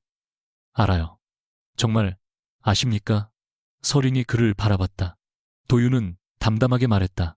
자기 잘못을 인정하는 사람들은 가끔 상대 잘못까지 자기 몫으로 가져옵니다. 그건 반성이 아니라 또 다른 통제일 수 있습니다. 그 말에 서린은 아주 천천히 숨을 내쉬었다. 도윤은 테이블 위에 있던 서류를 정리하며 덧붙였다. 김 대표가 외도를 선택한 것은 김 대표의 몫입니다. 회장님이 비밀을 만든 것은 회장님의 몫이고요. 둘을 정확히 나누지 않으면 이혼을 하든 다시 시작하든 같은 문제가 반복될 겁니다. 서린은 처음으로 도윤의 얼굴을 오래 바라봤다. 그 사람은 자신을 구하려 하지 않았다. 대신 자신이 어디까지 책임져야 하고 어디서부터 책임지지 않아도 되는지를 알려주고 있었다. 이상하게도 그것이 위로보다 더 따뜻하게 느껴졌다. 다음 날 아침 독립심사위원회에 새로운 자료가 제출됐다. 김태성 회사의 최근 3년 재무 구조였다. 초기 지원과 별개로 회사는 실제로 성장해 있었다. 태성이 모든 것을 서린에게 얻은 것은 아니었다. 하지만 또 다른 문제가 있었다. 성장 속도를 유지하기 위해 지나치게 공격적으로 차입했고 ARD, 유통권을 확보할 것을 전제로 신규 물류센터와 매장 계약을 먼저 진행한 흔적이 드러났다. 즉, 계약을 따내면 큰 도약이 가능하지만 실패할 경우 현금 흐름이 급격히 흔들릴 수 있는 구조였다. 도윤은 보고서를 보며 얼굴을 굳혔다. 태성이 왜 그토록 ARDL 계약에 집착했는지 이제 분명해졌다. 단순히 명예가 아니었다. 회사 전체가 그 계약을 기대하며 앞으로 달려가고 있었다. 동시에 감사팀은 매장에서 오세아가 촬영한 영상의 존재를 확인했다. 온라인에 올라온 영상과 길이가 맞지 않았다.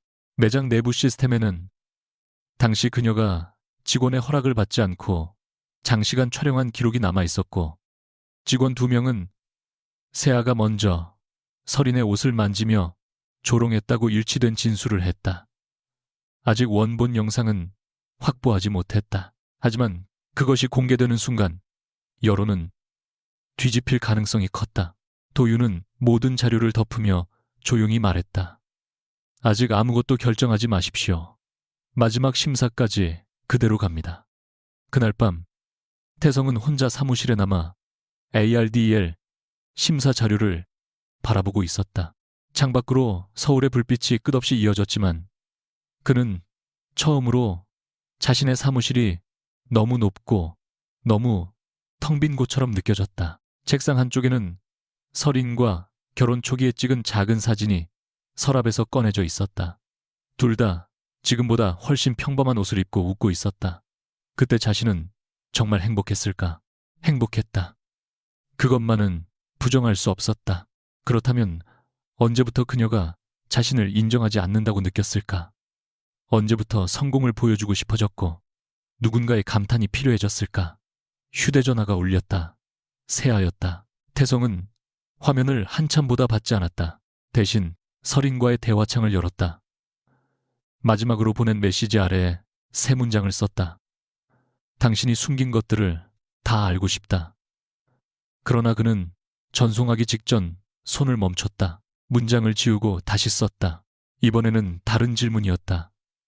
내가 모르는 사이 당신이 나를 얼마나 도왔는지가 아니라 왜 그렇게까지 나를 믿지 못했는지 듣고 싶어. 태성은 결국 전송 버튼을 눌렀다. 몇 분 뒤 읽음 표시가 떴다. 답장은 오지 않았다. 설이는 호텔 창가에서 그 메시지를 읽고 있었다. 예전의 그녀라면 침묵했을 것이다. 태성이 얼마나 기다리는지 보고 어떤 다음 행동을 하는지 관찰했을 것이다. 하지만 이번에는 휴대전화를 오래 내려다본 뒤 직접 답을 썼다. 내가 당신을 못 믿었던 건 당신이 부족해서가 아니야. 누군가를 믿었다가 내가 가진 모든 것 때문에 사랑받았다는 걸 알게 되는 게 무서웠어. 그래서 먼저 벽을 세웠어. 그 벽 때문에 당신까지 다치게 한 건 인정해. 하지만 그 벽을 넘기 위해 다른 여자에게 간 선택까지 이해해 줄 수는 없어. 설이는 몇 번이나 문장을 읽은 뒤 처음으로 아무것도 계산하지 않고 전송했다. 화면 위에 메시지가 사라진 순간 가슴이 이상하게 가벼워졌다. 그녀는 태성이 어떤 답을 할지 알 수 없었다. 사과할 수도 있었고 화를 낼 수도 있었고 끝내 아무것도 이해하지 못할 수도 있었다. 이번에는 그것을 통제하려 하지 않았다. 바로 그때 다른 알림이 도착했다. ARDL 독립심사위원회 중간 보고였다. 제목 아래 한 문장이 표시되어 있었다. 김태성 대표사 독점 유통권 확보 실패 시 단기 유동성 위험 가능성 확인. 설인의 손가락이 화면 위에서 멈췄다. 그녀는 처음으로 깨달았다. 이제 다음 선택은 단순히 한 남편을 용서할지 말지의 문제가 아니었다. 자신이 손을 내밀지 않으면 태성이 사랑보다 더 소중하게 여겨온 모든 것이 무너질 수도 있었다. 알델 독립심사위원회의 최종 회의는 예상보다 조용하게 시작됐다. 윤설인의 자리는 비어 있었고 그녀의 이름이 적힌 명패조차 테이블에서 치워져 있었다. 서도윤은 회의 시작 전 법무팀과 감사팀에 다시 한번 확인했다. 윤 회장님에게 보고서 원문이 전달된 적 있습니까? 법무팀장이 고개를 저었다. 중간 결과 요약 외에는 없습니다. 최종 점수와 심사 의견도 차단돼 있습니다. 도윤은 짧게 고개를 끄덕였다. 회의 테이블 위에는 김태성의 회사에 대한 수백 페이지 분량의 자료가 놓여 있었다. 결론은 단순하지 않았다. 태성의 회사는 허울뿐인 기업이 아니었다. 그는 실제로 회사를 성장시켰고 영업망을 넓혔으며 몇 차례 어려운 협상을 성공시킨 기록도 있었다. 그러나 성장 방식에는 치명적인 약점이 있었다. 장기적 수익성보다 외형 확대를 우선했고 ARDL 독점 유통권을 확보할 것을 전제로 신규 물류센터와 고급 매장 임차 계약을 먼저 체결했다. 과도한 차입도 문제였다. 심사위원 한 명이 말했다. ARDL을 가져오면 버틸 수 있습니다. 하지만 못 가져오면 현금 흐름이 위험해집니다. 다른 위원이 자료를 넘기며 답했다. 그렇다면 더더욱 파트너로 선택하기 어렵습니다. 우리 계약 하나가 상대 회사의 생존 조건이 되는 구조는 건강하지 않습니다. 도윤은 아무 말 없이 마지막 평가표를 바라봤다. 숫자는 이미 답을 내리고 있었다. 누구의 남편인지도 누구와 바람을 피웠는지도 필요 없었다. 사업은 사업만으로 탈락할 수 있었다. 같은 시각 태성은 자신의 회사 회의실에서 최종 결과 통보를 기다리고 있었다. 임원들은 불안한 얼굴로 서로 눈치를 받고 아무도 먼저 말을 꺼내지 못했다. 태성은 창가에 서서 휴대전화를 손에 쥐고 있었다. 서린에게 보낸 메시지에는 답이 왔지만 그 답은 그가 기대한 것이 아니었다. 그녀는 자신의 두려움을 인정했고 벽을 세운 잘못도 인정했다. 하지만 외도까지 이해해 줄 수는 없다고 했다. 태성은 그 문장을 밤새 여러 번 읽었다. 예전 같으면 또 자신만 옳은 척한다고 화를 냈을 것이다. 이제는 그렇게 단순하게 밀어낼 수 없었다. 서린이 처음으로 자신의 약한 부분을 말했기 때문이다. 그 사실이 오히려 태성을 더 괴롭게 했다. 비서가 조심스럽게 문을 열었다. 대표님, ARDAEL에서 결과 메일 왔습니다. 태성의 손가락이 굳었다. 그는 직접 노트북을 열었다. 화면에는 정중하고 건조한 문장이 떠 있었다. 귀사의 제안과 운영 역량을 종합적으로 검토한 결과 이번 국내 독점 유통 파트너 선정에서는 계약을 진행하지 않기로 결정했습니다. 태성은 한동안 화면을 바라봤다. 임원 중 한 명이 숨을 삼켰다. 대표님, 혹시 재심 요청을. 태성이 메일 아래에 첨부된 평가 요약서를 열었다. 유동성 위험, 과도한 선투자, 브랜드 운영 경험 부족, 특정 대형 계약에 대한 매출 의존 가능성, 어디에도 윤서린이라는 이름은 없었다. 태성은 그 자리에서 곧장 서린에게 전화를 걸었다. 그녀가 받자 그는 인사도 없이 말했다. 결과 나왔어. 알아. 서린의 목소리는 조용했다. 태성은 그 한마디에 순간 날카로워졌다. 당신이 어떻게 알아? 심사에서 빠졌다며. 최종 결과가 공식 보고된 것만 확인했어. 점수도 세부 의견도 아직 안 봤어. 태성은 입술을 깨물었다. 화를 낼 이유를 찾고 있었지만 찾을 수 없었다. 정말 아무것도 안 했어. 한마디도 한마디도. 긴 침묵이 흘렀다. 태성은 창밖을 보며 낮게 말했다. 당신이 나를 떨어뜨렸으면 차라리 편했을 것 같아. 서린은 바로 대답하지 않았다. 태성이 웃었다. 강그론 태성이 웃었다. 웃음에는 자조가 섞여 있었다. 그럼 당신 탓이라도 할 수 있었잖아. 서린이 천천히 말했다. 그래서 내가 빠진 거야. 잔인하네. 아니, 그녀의 목소리는 흔들리지 않았다. 이번에는 당신한테 선택권을 돌려준 거야. 당신 회사가 어떤 평가를 받을지 내가 정하지 않았어. 태성은 눈을 감았다. 그 말이 더 잔인하다고. 서린은 잠시 침묵하다 말했다. 태성아, 나는 당신을 망치고 싶지 않아. 하지만 더 이상 살려주지도 않을 거야. 그 문장은 태성의 가슴에 곧장 박혔다. 그는 아무 말 없이 통화를 끊었다. 그러나 진짜 충격은 그날 오후 시작됐다. 태성의 재무팀장은 오래된 계약 구조를 다시 검토한 결과를 들고 대표실로 들어왔다. 얼굴이 어두웠다. 대표님, 말씀드려야 할 게 있습니다. 태성이 피곤한 얼굴로 고개를 들었다. 팀장은 창업 초기 3건의 대형 거래 파일을 차례로 테이블에 올려놓았다. 이건 대표님이 직접 따낸 계약이 맞습니다. 협상 기록도 확인했습니다. 다만 상대 회사가 최종 결제를 내린 조건에 외부 신용 보강이 있었습니다.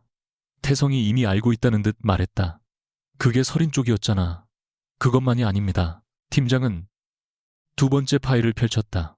첫 해외 브랜드 접촉을 연결해준 자문사, 첫 물류금융 한도를 승인해준 금융기관 담당자, 그리고 2번째 시즌에 결제 조건을 완화해준 보증구조까지 같은 자산관리 네트워크와 연결돼 있습니다. 태성의 얼굴이 굳었다. 얼마나 정확한 비율로 말하기 어렵습니다. 대표님이 직접 성사시킨 부분도 분명합니다. 하지만 초기에 회사가 시장에서 신뢰를 얻는 과정에서 상당한 지원이 있었습니다. 태성은 의자에 등을 기대었다. 어느 순간부터 사무실 안의 소리가 멀게 느껴졌다. 자신은 늘 맨바닥에서 올라왔다고 믿었다.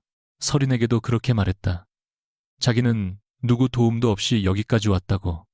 그런데 맨바닥이라고 생각했던 곳 아래에 누군가 조용히 판자를 깔아놓고 있었다. 그것이 자신의 아내였다는 사실보다 더 견디기 어려운 것은 그 도움을 받고 있다는 것조차 몰랐다는 점이었다.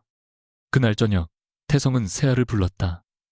그녀는 검은 선글라스와 모자를 쓰고 회사 지하 주차장으로 내려왔다.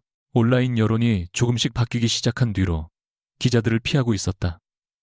어떻게 됐어? 재심 가능하대. 태성은 운전대에 손을 올린 채 그녀를 보지 않았다. 떨어졌어. 세아의 표정이 굳었다. 알될 계약 안 된다고. 세아는 몇 초 동안 말을 잃었다가 곧바로 목소리를 높였다. 말도 안 돼. 그 여자 아무것도 안 했다며. 아무것도 안 했어. 그걸 어떻게 믿어? 태성이 고개를 돌렸다. 심사보고서 봤어. 우리 회사 문제야. 우리 회사 문제야. 세아는 당황한 듯 입술을 깨물었다. 그럼 다른 방법 찾아야지. 오빠가 직접 만나서 이야기해. 아내잖아. 이혼하기 전에 한 번만 부탁하면. 태성의 얼굴이 굳었다. 뭘 부탁해? 계약 다시 봐달라고. 며칠 전에는 내가 그 여자한테 길들여지면 안 된다며. 그건 그거고 지금 회사 망하게 생겼잖아. 세아는 조급해질수록 본심을 숨기지 못했다. 오빠 회사 무너지면 나도 곤란해. 내 계약도 지금 흔들리고 있고 사람들은 내가 곧 ARDL이랑 일할 거라고 다 알고 있는데. 태성이 천천히 그녀를 바라봤다. 내 회사가 무너지면 네가 곤란하구나. 세아가 말을 멈췄다. 그런 뜻 아니야. 아까는 정확히 그렇게 말했어. 그녀는 다급하게 태성의 팔을 잡았다. 오빠, 지금 감정적으로 굴 때 아니야. 나도 우리 미래 생각해서 하는 말이야. 태성은 조용히 그녀의 손을 떼어냈다. 처음으로 그 손길이 위로가 아니라 짐처럼 느껴졌다. 한편 ARDL 홍보팀은 오세아가 퍼뜨린 영상과 관련해 예상하지 못한 자료를 확보했다. 매장 내부 CCTV 원본을 외부에 공개할 수는 없었지만 브랜드 광고 심사 과정에서 세아가 제출한 개인 콘텐츠 제작 자료 안에 문제의 영상 원본 파일이 포함돼 있었다. 그녀의 매니저가 광고 리스크 검토를 위해 대행사에 넘긴 파일이 계약 심사 자료로 정식 제출된 것이다. 원본에는 세아가 먼저 설인을 시장 OD라고 부르는 장면 소매를 잡아당기며 가격을 조롱하는 장면, 태성이 설인에게 매장에서 나가라고 하는 장면까지 고스란히 담겨 있었다. 더 결정적인 것은 세아가 설인의 신분을 알기 전 직원에게 김태성 대표가 곧 ARDL 유통권을 받으니 알아서 잘 대하라고 압박하는 모습이었다. 법무팀은 영상을 검토한 뒤 공개 대응보다 먼저 광고심사위원회에 전달했다. 결과는 빠르게 나왔다. 오세아는 광고 모델 선정에서 탈락했다. 이유는 회장 모욕이 아니었다. 공식 문서에는 브랜드 파트너로서 요구되는 직원 존중 기준과 콘텐츠 신뢰성에 대한 우려가 명시됐다. 세아는 통보를 받자 곧바로 설인에게 연락하려 했지만 번호가 연결되지 않았다. 그녀는 IR델 본사까지 찾아왔고 로비에서 서린을 기다리다 결국 마주쳤다. 회장님, 잠깐 이야기해요. 서린은 멈춰섰다. 세아는 주변을 의식하며 목소리를 낮췄다. 저 광고 떨어졌어요. 정말 회장님이 손 안 쓴 거 맞아요. 서린은 그녀를 잠시 바라보다 말했다. 당신이 제출한 자료를 심사한 사람들이 결정했어요. 그 영상 때문에요. 영상 속에서 누가 무슨 행동을 했는지는 당신이 제일 잘 알겠죠. 세아의 얼굴이 흔들렸다. 제가 잘못한 건 인정해요. 그런데 사람 하나 실수했다고 인생까지 끝내는 건 너무한 거 아니에요. 서린은 그 말을 듣고 한동안 대답하지 않았다. 세아의 눈에는 처음으로 허세가 아니라 진짜 두려움이 있었다. 서린은 그 두려움이 낯설지 않았다. 사람에게 무시당하는 것이 두려워. 더 비싼 것을 사고 더 높은 자리에 올라가야만 안전하다고 믿는 얼굴. 다만 서린은 그것을 이해한다고 해서 용서할 수 있는 것은 아니라고 생각했다. 인생 안 끝나요. 그녀가 말했다. ARDL 광고 하나 못한다고 인생이 끝나는 사람은 없습니다. 세아가 입술을 깨물었다. 회장님은 그렇게 말할 수 있죠. 처음부터 다 가진 사람이니까. 서린의 표정이 아주 조금 굳었다. 세아는 울먹이면서도 말을 멈추지 않았다. 나 같은 사람은 한번 아래로 떨어지면 아무도 다시 손 안 내밀어요. 그래서 올라가야 했어요. 사람들이 무시 못하게. 서린은 조용히 물었다. 아, 그래서 나를 무시했어요. 세아가 대답하지 못했다. 당신이 당했던 방식 그대로 다른 사람한테 했잖아요. 그 말에 세아의 눈에서 눈물이 떨어졌다. 서린은 등을 돌리기 전 마지막으로 말했다. 무릎 꿇을 필요도 없고 나한테 용서받으려고 할 필요도 없어요. 대신 다음에 누군가의 옷 가격을 보고 사람값까지 정하고 싶어질 때 오늘을 기억하세요. 그 말은 모욕보다 더 오래 남았다. 그날 밤 도윤은 서린에게 최종 심사 결과와 함께 별도의 문서를 전달했다. 그는 이미 모든 절차가 종료됐기 때문에 이제 그녀가 열람해도 문제가 없다고 설명했다. 서린은 파일을 넘기다 초기거래 지원 내역에서 손을 멈췄다. 자신이 예상했던 것보다 도움의 범위가 넓었다. 당시 그녀는 비서실과 자산관리팀에 태성이 알아채지 못하는 선에서 기회를 연결해달라고 말했었다. 직접 계약을 따주지는 말고 다만 문 앞까지 갈 수 있게 해달라고.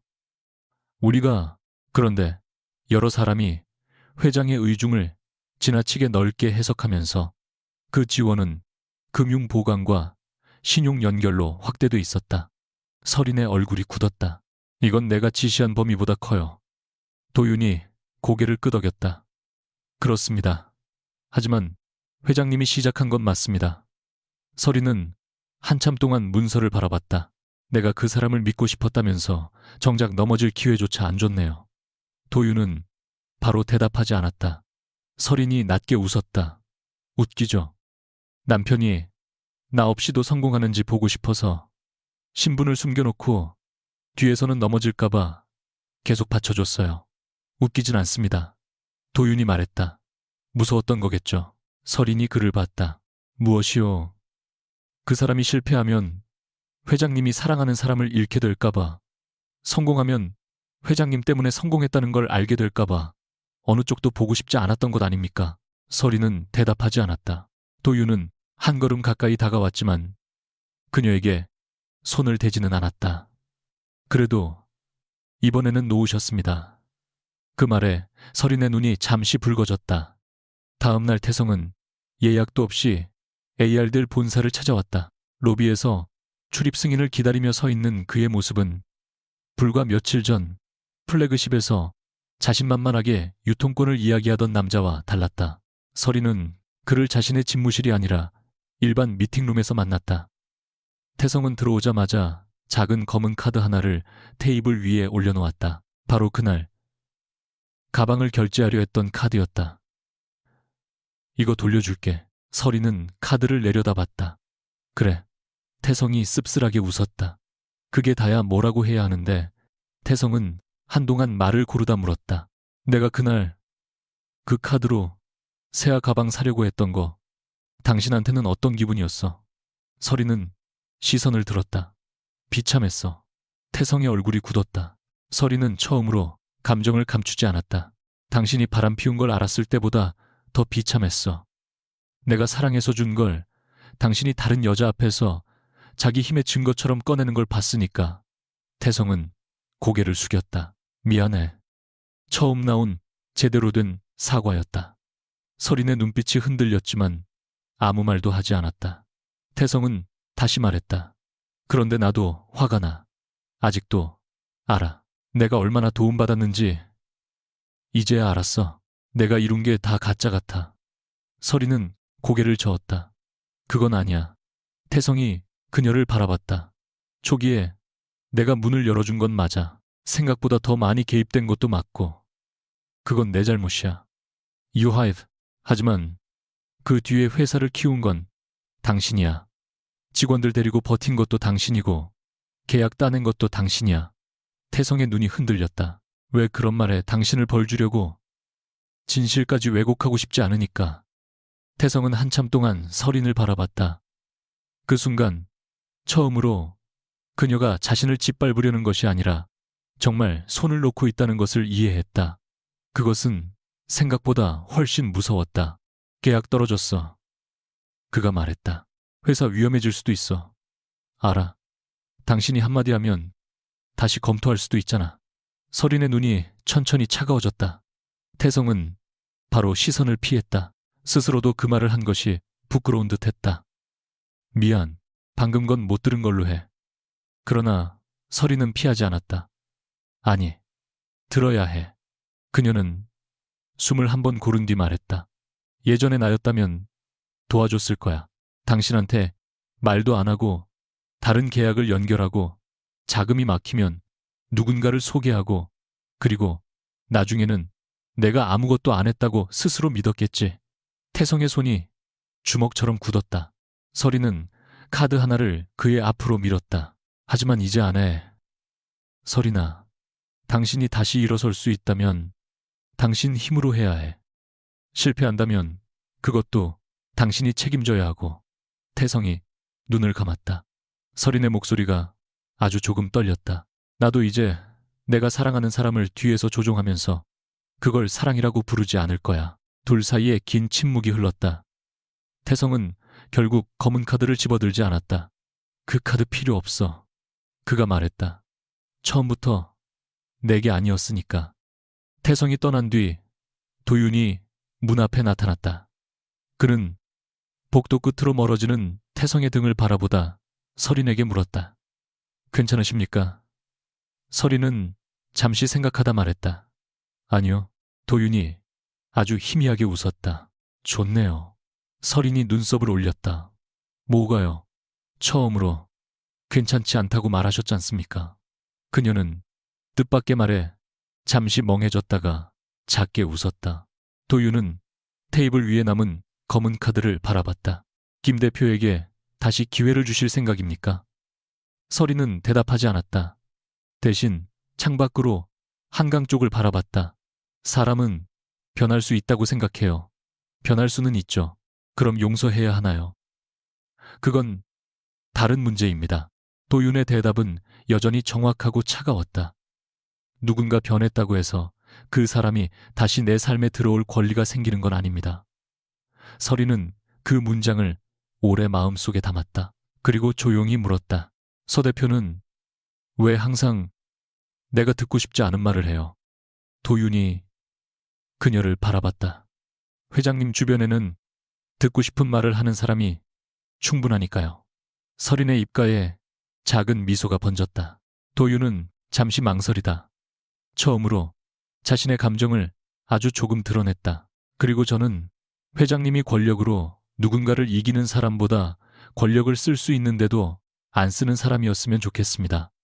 서린은 그를 바라봤다. 그 말이 고백은 아니었다. 그러나 그 순간 두 사람 사이에는 이전과 다른 침묵이 흘렀다. 며칠 뒤 알델은 아무런 자극적인 기자회견도 열지 않았다. 오세아와 관련해서는 광고 심사 결과만 통상 절차에 따라 통보했고 김태성 회사의 유통권 탈락 이유 역시 외부에는 공개하지 않았다. 그러나 온라인에서는 상황이 자연스럽게 뒤집히기 시작했다. 세아가 처음 올린 편집 영상과 달리 당시 매장에 있던 다른 고객이 촬영한 짧은 영상이 퍼지면서 그녀가 먼저 설인의 옷을 만지고 조롱했던 사실이 알려졌다. 세아는 결국 자신의 채널에 사과문을 올렸다. 변명도 섞여 있었지만 예전처럼 자신만 피해자인 척할 수는 없었다. 태성은 회사 임원들과 구조조정 회의를 시작했다. 선투자한 매장 일부를 포기하고 물류센터 규모를 줄이며 당장 얻을 수 없는 ARDL 계약 대신 작은 브랜드부터 다시 협상하기로 했다. 모든 것을 잃지는 않았다. 하지만 자신이 꿈꾸던 화려한 도약은 멀어졌다. 그리고 그 과정을 누구도 대신 해결해주지 않았다. 밤늦게 빈 회의실에 남아있던 태성은 처음으로 그것을 받아들이기 시작했다. 자신이 실패한 이유는 설인이 손을 놓았기 때문만이 아니었다. 처음부터 누군가의 손이 있을 거라고 생각하지 않고 설계했어야 할 일을 그는 너무 오랫동안 운과 자신의 능력으로만 착각했다. 그날 밤 설인은 오랜만에 한남동 집으로 돌아왔다. 짐을 가지러 온 것뿐이었다. 침실 서랍을 정리하다 결혼 초기에 태성이 써준 카드 하나를 발견했다. 비싼 종이도 아니고 평범한 문구점 카드였다. 거기에는 언젠가 자신이 성공하면 설인에게 세상에서 제일 좋은 옷을 사주겠다는 문장이 적혀 있었다. 설인은 그 글을 오래 바라보다 웃었다. 그는 결국 자신이 입은 가장 비싼 옷을 알아보지 못했다. 하지만 그보다 더 슬픈 것은 자신 역시 그가 무엇을 두려워하는지 오래 알아보지 못했다는 사실이었다. 용서해서가 아니었다. 좋았던 시간까지 거짓으로 만들고 싶지 않았기 때문이다. 현관을 나서기 전 거실 테이블 위에 결혼 반지를 내려놓았다. 그 순간 휴대전화가 울렸다. 도윤에게 온 메시지였다. 내일 오전 이사회 자료는 준비됐습니다. 그리고 하나 더, 회장님이 요청하신 맞춤복 제작 기록도 찾았습니다. 설이는 잠시 고개를 갸웃했다. 곧 사진 한 장이 도착했다. 세아가 시장 옷이라 비웃었던 크림색 재킷의 제작 기록이었다. 마지막 줄에는 수석 장인의 짧은 메모가 있었다. 착용자가 어떤 이름을 갖고 있든 옷 자체로 완성될 것. 설이는 그 문장을 오래 바라봤다. 어쩌면 자신도 이제 그런 사람이 되어야 했다. 어떤 이름을 숨기지도 내세우지도 않고도 온전히 자기 자신으로 설 수 있는 사람. 윤설인과 김태성이 다시 마주 앉은 것은 열흘 뒤였다. 장소는 변호사 사무실의 작은 회의실이었고 테이블 위에는 새로 수정된 이혼 합의서가 놓여 있었다. 이번 문서에는 AR들이라는 이름이 단 한 번도 등장하지 않았다. 두 사람의 공동 재산과 생활비 정산주택, 소유권 개인 물품 반환만 정리돼 있었다. 태성은 서류를 한 장씩 넘기다 마지막 페이지에서 손을 멈췄다. 정말 이대로 할 거야. 설이는 맞은편에서 그를 바라봤다. 당신이 수정하자고 한 부분까지 다 반영됐어. 그 말이 아니라 태성이 한숨을 내쉬었다. 예전보다 많이 수척해진 얼굴이었다. 회사는 아직 무너지지 않았지만 선투자한 사업을 정리하면서 적지 않은 손실을 떠안았다. 몇몇 임원은 회사를 떠났고 태성은 처음으로 자신의 이름만으로 은행과 협상해야 했다. 설이는 그 과정을 알고 있었지만 단 한 번도 연락하지 않았다. 태성이 낮게 물었다. 우리한테 정말 아무것도 안 남았어. 설이는 즉시 대답하지 않았다. 사랑하지 않았다고 말한다면 거짓말이었다. 미워하기만 한다고 해도 거짓말이었다. 좋은 기억은 여전히 좋은 기억이었다. 어느 겨울 새벽, 태성이 아픈 그녀를 업고 응급실까지 뛰어갔던 일도, 첫 사무실 계약서를 받아들고 아이처럼 기뻐했던 얼굴도 사라지지 않았다. 하지만 기억이 남아있다고 해서 관계까지 남겨야 하는 것은 아니었다. 남은 건 있어. 설인이 말했다. 우리가 행복했던 시간도 있었고 서로 진심이었던 순간도 있었어. 그건 없던 일로 만들지 않을 거야. 태성의 눈빛에 잠깐 희망이 떠올랐다. 그러나 설이는 조용히 말을 이었다. 하지만 그 기억 때문에 다시 당신 아내가 되지는 않을 거야. 태성의 시선이 서류 위로 떨어졌다. 그는 한동안 펜을 잡지 못했다. 세아랑은 끝냈어. 설인의 표정은 변하지 않았다. 나한테 보고할 일 아니야. 알아. 그냥 말하고 싶었어. 태성은 입술을 깨물었다. 사실 처음에는 당신 때문이라고 생각했어. 당신이 나를 무시했고 나한테 아무것도 보여주지 않았고 그래서 내가 다른 사람한테 갔다고. 그게 훨씬 편했거든. 설이는 말없이 들었다. 그런데 회사까지 흔들리고 나니까 알겠더라. 나는 늘 누군가가 나를 대단하다고 말해줘야 했어. 당신은 그런 말을 잘 안 했고 세아는 매일 해줬지. 내가 무슨 계약 하나 따오면 세상에서 제일 능력 있는 사람처럼 봤어. 그게 좋았어. 태성은 씁쓸하게 웃었다. 당신보다 세아를 더 사랑한 게 아니라 세아 눈에 비친 나를 사랑했던 것 같아. 설인의 손끝이 아주 조금 움직였다. 처음으로 태성이 변명을 하지 않는 것을 보고 있었다. 그러나 그것이 관계를 되돌리는 이유는 되지 않았다. 그걸 이제 알았다면 다행이네. 그녀가 말했다. 태성이 고개를 들었다. 용서할 수는 없어. 용서는 할 수 있을지도 몰라. 설이는 한참 생각한 뒤 대답했다. 하지만 용서와 재결합은 다른 거야. 당신이 달라졌다고 해서 내가 다시 당신을 선택해야 하는 건 아니잖아. 태성은 눈을 감았다가 천천히 떴다. 그리고 마침내 펜을 들었다. 서명은 생각보다 짧게 끝났다. 6회의 결혼이 몇 초 만에 끝난 것처럼 보였지만 사실 그것은 수없이 많은 선택이 쌓인 마지막 한 줄이었다. 서류를 정리한 뒤 태성은 자리에서 일어나지 않았다. 그는 주머니에서 작은 카드 하나를 꺼냈다. 결혼 초기에 설인에게 써줬던 바로 그 문구점 카드였다. 설인이 한남동 집에서 상자 안에 넣어두었던 것을 태성이 발견한 모양이었다. 이거 기억나? 설인이 고개를 끄덕였다. 태성이 카드에 적힌 문장을 읽듯 말했다. 성공하면 세상에서 제일 좋은 옷 사주겠다고 했더라. 그는 웃었지만 눈은 붉어져 있었다. 결국 당신이 입고 있던 옷이 얼마짜리인지도 몰랐네. 설이는 처음으로 아주 작은 미소를 보였다. 그게 중요한 건 아니었어. 알아. 이제는. 태성은 카드를 그녀 앞으로 밀었다. 당신도 그때 거짓말한 건 아니었잖아. 태성의 손이 멈췄다. 그 말에 그는 잠시 고개를 숙였다. 설이는 자리에서 일어나며 말했다. 당신이 나한테 잘못한 일 때문에 당신 인생 전체가 잘못된 사람이라는 뜻은 아니야. 그러니까 이번에는 누구 도움도 기다리지 말고 다시 해봐. 태성이 물었다. 당신은? 설이는 문 앞에서 돌아봤다. 나도 다시 해야지. 뭘? 그녀는 잠깐 생각하다 대답했다. 사람을 믿는 방법부터. 태성은 더 이상 붙잡지 않았다. 설인이 문을 닫고 나간 뒤 그는 한동안 빈 의자를 바라보다 결국 카드 뒷면에 적힌 자신의 옛 글씨를 손가락으로 천천히 쓸었다. 오세아의 삶도 이전으로 돌아가지는 않았다. ARDL 광고 계약 탈락 이후 몇몇 브랜드가 예정된 협업을 재검토했고 그녀가 직접 편집해 올렸던 영상 때문에 신뢰 문제까지 불거졌다. 하지만 모든 계약이 하루아침에 사라진 것은 아니었다. 세아는 처음에는 억울하다고 생각했다.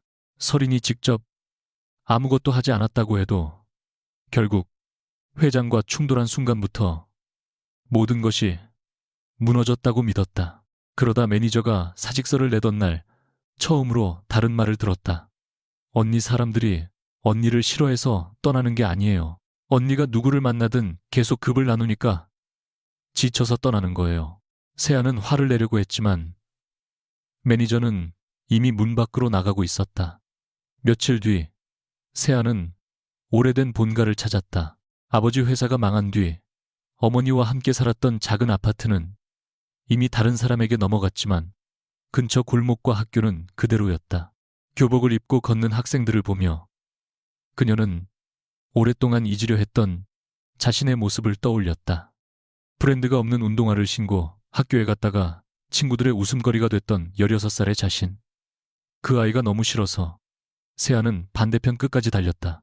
하지만 어느 순간 자신이 바로 그때 자신을 비웃던 아이들과 똑같은 사람이 되어 있었다. 그녀가 곧 좋은 사람이 된 것은 아니었다. 사람은 깨달았다는 이유 하나로 바로 달라지지 않는다. 다만 세아는 처음으로 카메라를 켜지 않은 채 상담회사 문을 두드렸고 매니저 없이 자신이 직접 작은 브랜드의 광고 제안서를 읽기 시작했다. 예전처럼 화려하지 않았다. 대신 처음으로 자신이 왜 그토록 화려해야만 했는지를 생각하기 시작했다.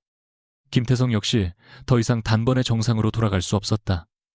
그는 알델 계약을 전제로 빌렸던 사무공간 2곳을 정리했고 신규 물류센터 계획을 절반 이하로 축소했다. 체면 때문에 유지하던 법인 차량도 팔았다. 일부 거래처에서는 그가 윤설인의 남편이라는 사실을 이용해 계약을 따냈던 것 아니냐는 뒷말이 나왔다. 예전의 태성이라면 자존심 때문에 더 큰 사업을 벌여 그것을 증명하려 했을 것이다. 이번에는 그러지 않았다. 그는 직원들을 회의실에 모아놓고 처음으로 말했다. AR될 계약을 전제로 너무 많이 앞서갔습니다. 제 판단이었습니다. 누구 탓도 하지 않았다. 그리고 기존 중소브랜드 3곳의 유통망을 다시 손보는 데 집중했다. 수익은 이전보다 작았고 언론 관심도 없었다. 하지만 처음으로 모든 숫자가 자신의 책임 아래 있었다. 몇 달 뒤 재무팀장이 월간 보고서를 내밀며 말했다. 아직 어렵지만 현금 흐름은 안정되고 있습니다. 태성은 서류를 바라보다 조용히 웃었다. 그 웃음에는 예전처럼 누군가에게 보여주려는 힘이 없었다. 그날 그는 한동안 사용하지 않던 개인카드 한 장을 지갑에 넣었다. 한도도 높지 않은 평범한 카드였다.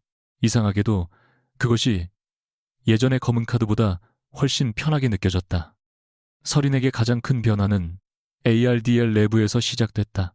그녀는 전 세계 주요 법인의 고객 경험 정책과 내부 감사 방식을 다시 검토하도록 지시했다. 과거에는 회장 신분을 숨긴 현장 점검이 효과적이라고 생각했다. 직원들이 윗사람 앞에서만 좋은 모습을 보이는지 확인하려면 그것이 가장 빠른 방법이라고 믿었다. 하지만 이제는 다른 방식을 선택했다. 익명 신고 보호를 강화하고 외부 평가단을 정례화하며 VIP 매출보다 직원 존중과 고객 응대 기준을 평가 항목에 더 크게 반영했다. 한 임원이 회의에서 물었다. 회장님이 직접 암행 점검을 하시는 편이 더 확실하지 않습니까?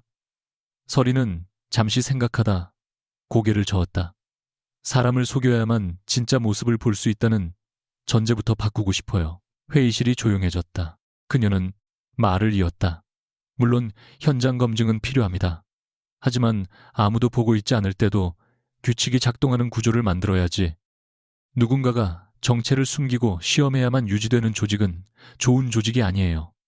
도윤은 맞은편에서 아무 말 없이 그녀를 바라봤다. 그 문장은 회사 운영에 대한 것이었지만 그는 설인이 자신의 삶에 대해서도 같은 결론을 내렸다는 것을 알 수 있었다. 회의가 끝난 뒤 도윤은 자료를 들고 설인의 집무실까지 따라왔다. 지난 몇 달 동안 둘 사이에는 이전과 다른 편안함이 생겼지만 누구도 그 관계에 이름을 붙이지 않았다. 도윤은 업무가 끝나면 미련 없이 돌아갔고 설인 역시 개인적인 이유로 그를 붙잡지 않았다. 오히려 그래서 두 사람은 천천히 가까워졌다. 어느 날 설인이 먼저 점심을 먹자고 제안했고 또 어느 날 도윤이 회의가 끝난 뒤 한강을 조금 걸을지 물었다. 거창한 약속은 없었다. 다만 서로에게 무엇을 원하는지 예전보다 분명하게 말했다.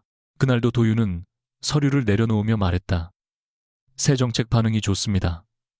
현장 직원 의견도 예상보다 많이 들어왔고요. 설이는 의자에 기대며 웃었다. 칭찬하는 겁니까? 결과를 보고하는 겁니다. 끝까지 재미없네요. 회장님, 주변에 재미있는 사람은 충분합니다. 익숙한 대답이었다.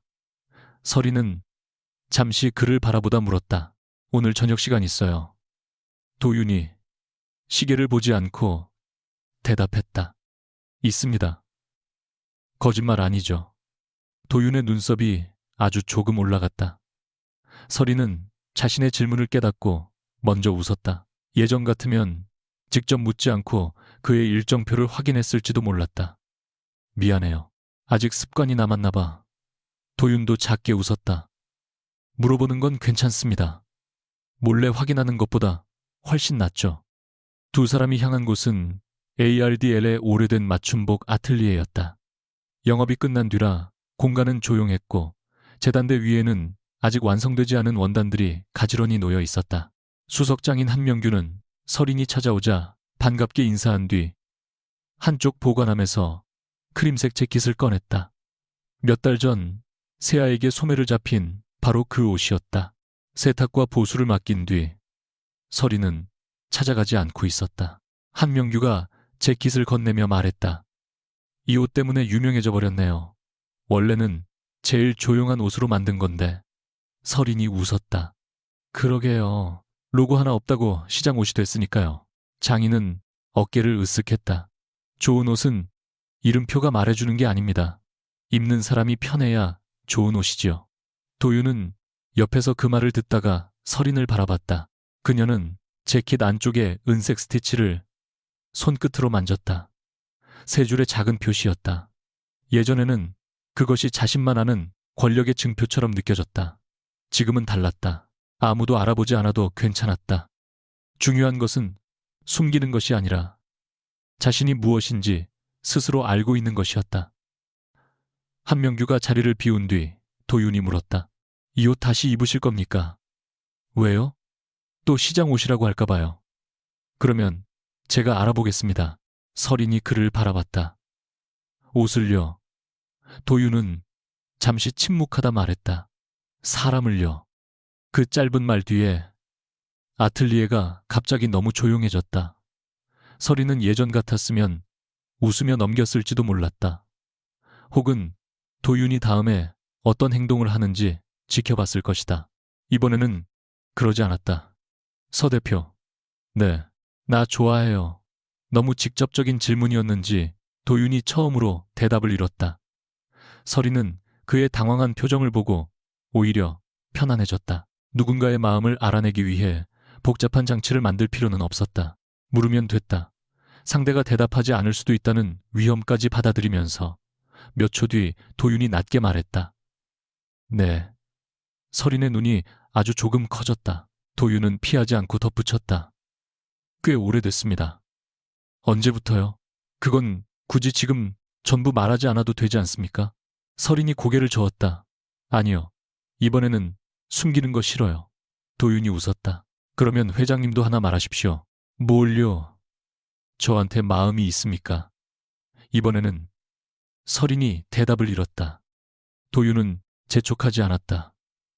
그녀가 원하는 답을 하게 만들지도 않았다. 그저 기다렸다. 바로 그 기다림이 서린에게는 낯설면서도 따뜻했다. 서린은 한참 뒤 재킷을 팔에 걸고 말했다. 있어요. 목소리는 작았지만 분명했다. 도윤의 눈빛이 부드러워졌다. 그러나 그는 가까이 다가오지 않았다. 그럼 오늘부터 사귀자는 말입니까? 서린이 웃었다. 역시 너무 빠르네요. 회장님이 먼저 직접 물으셨는데요. 좋아한다고 바로 연애해야 한다는 법은 없잖아요. 도윤이 고개를 끄덕였다. 맞습니다. 서린은 잠시 생각한 뒤 그를 똑바로 바라봤다. 대신 하나 약속할게요. 뭡니까? 이번에는 처음부터 다 보여줄게요. 내가 누군지, 뭘 무서워하는지 싫으면 싫다고 하고 필요하면 필요하다고 말할게요. 도윤은 조용히 그녀의 말을 들었다. 서린이 덧붙였다. 그리고 당신 마음 알아보겠다고 사람 시켜서 조사하거나 이상한 시험도 안 할 거고요. 도윤이 낮게 웃었다. 그건 꼭 지켜주십시오. 대신 당신도 지켜야 할 게 있어요. 말씀하십시오. 원칙이라는 말 뒤에 숨어서 마음 감추지 않기. 도윤의 웃음이 멈췄다. 이번에는 그가 찔린 얼굴이었다.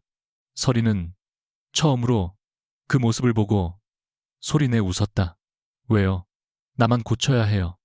도윤은 결국 고개를 저었다. 알겠습니다. 노력하죠. 노력 약속하겠습니다. 그제야 서린이 만족한 듯 고개를 끄덕였다. 아틀리에를 나선 두 사람은 함께 청담동 거리를 걸었다. 몇 달 전 서린이 모든 것을 잃었다고 생각하며 걸었던 바로 그 거리였다. 그때는 자신이 ARDL 회장이라는 사실을 밝히는 순간 모든 문제가 끝날 줄 알았다. 실제로 세아는 무릎을 굽혔고 태성은 충격을 받았으며 사람들의 태도는 순식간에 달라졌다. 하지만 그것은 승리가 아니었다. 진짜 싸움은 그 뒤에 시작됐다. 권력이 있는데도 사용하지 않는 것. 상대가 원하는 답을 하도록 몰래 유도하지 않는 것. 자신이 잘못한 부분을 인정하면서도 타인의 잘못까지 대신 짊어지지 않는 것. 그리고 사랑이 다시 찾아왔을 때 숨기지 않는 것. 횡단보도 앞에서 신호를 기다리던 도윤이 물었다. 추우십니까? 예전의 서린이라면 괜찮다고 했을 것이다. 습관처럼. 그녀는 잠시 생각한 뒤 솔직하게 말했다. 조금요. 도윤은 아무 말 없이 자신이 들고 있던 머플러를 건넸다. 서린은 거절하지 않았다. 그것 하나만으로도 그녀에게는 큰 변화였다. 신호가 바뀌었다. 두 사람은 나란히 길을 건넜다. 손을 잡지는 않았다. 아직은 그럴 필요가 없었다. 서두르지 않아도 된다는 것을 둘 다 알고 있었다. 몇 걸음 뒤 서린이 문득 멈춰섰다. 도윤이 돌아봤다. 왜 그러십니까? 서린은 쇼윈도에 비친 자신의 모습을 바라봤다. 크림색 재킷, 아무런 로고도 없는 검은 가방 도윤에게 받은 짙은 머플러. 예전과 별로 달라 보이지 않았다. 하지만 그녀는 달라져 있었다. 누가 자신의 옷값을 알아보는지 확인할 필요도 없었고 자신의 성을 들은 뒤 태도가 바뀌는지 시험할 필요도 없었다. 그녀는 조용히 말했다. 서 대표, 네, 한 가지 더 말해야겠어요. 도윤이 기다렸다. 서린은 이번에는 망설이지 않았다. 오늘 같이 있어줘서 좋아요. 아주 평범한 말이었다. 수천억 원짜리 계약을 결정하는 문장보다 짧고 어떤 공식 발표보다 작은 말이었다. 그런데 서린에게는 그 어떤 선언보다 어려운 말이었다. 도윤은 잠시 그녀를 바라보다 대답했다. 저도 그렇습니다. 덕하게 이롱조로 마타. 서린은 웃었다. 누구도 무릎 꿇지 않았고 누구도 패배를 선언하지 않았다. 그녀는 마침내 이해했다. 인생에서 가장 통쾌한 승리는 자신을 모욕한 사람을 바닥에 쓰러뜨리는 순간이 아닐 수도 있었다. 때로는 상처 때문에 만들어 놓은 방식으로 더 이상 살아가지 않겠다고 결정하는 것이었다. 그리고 이번에는 윤서린이 먼저 한 걸음을 내디뎠다. 아무것도 숨기지 않은 채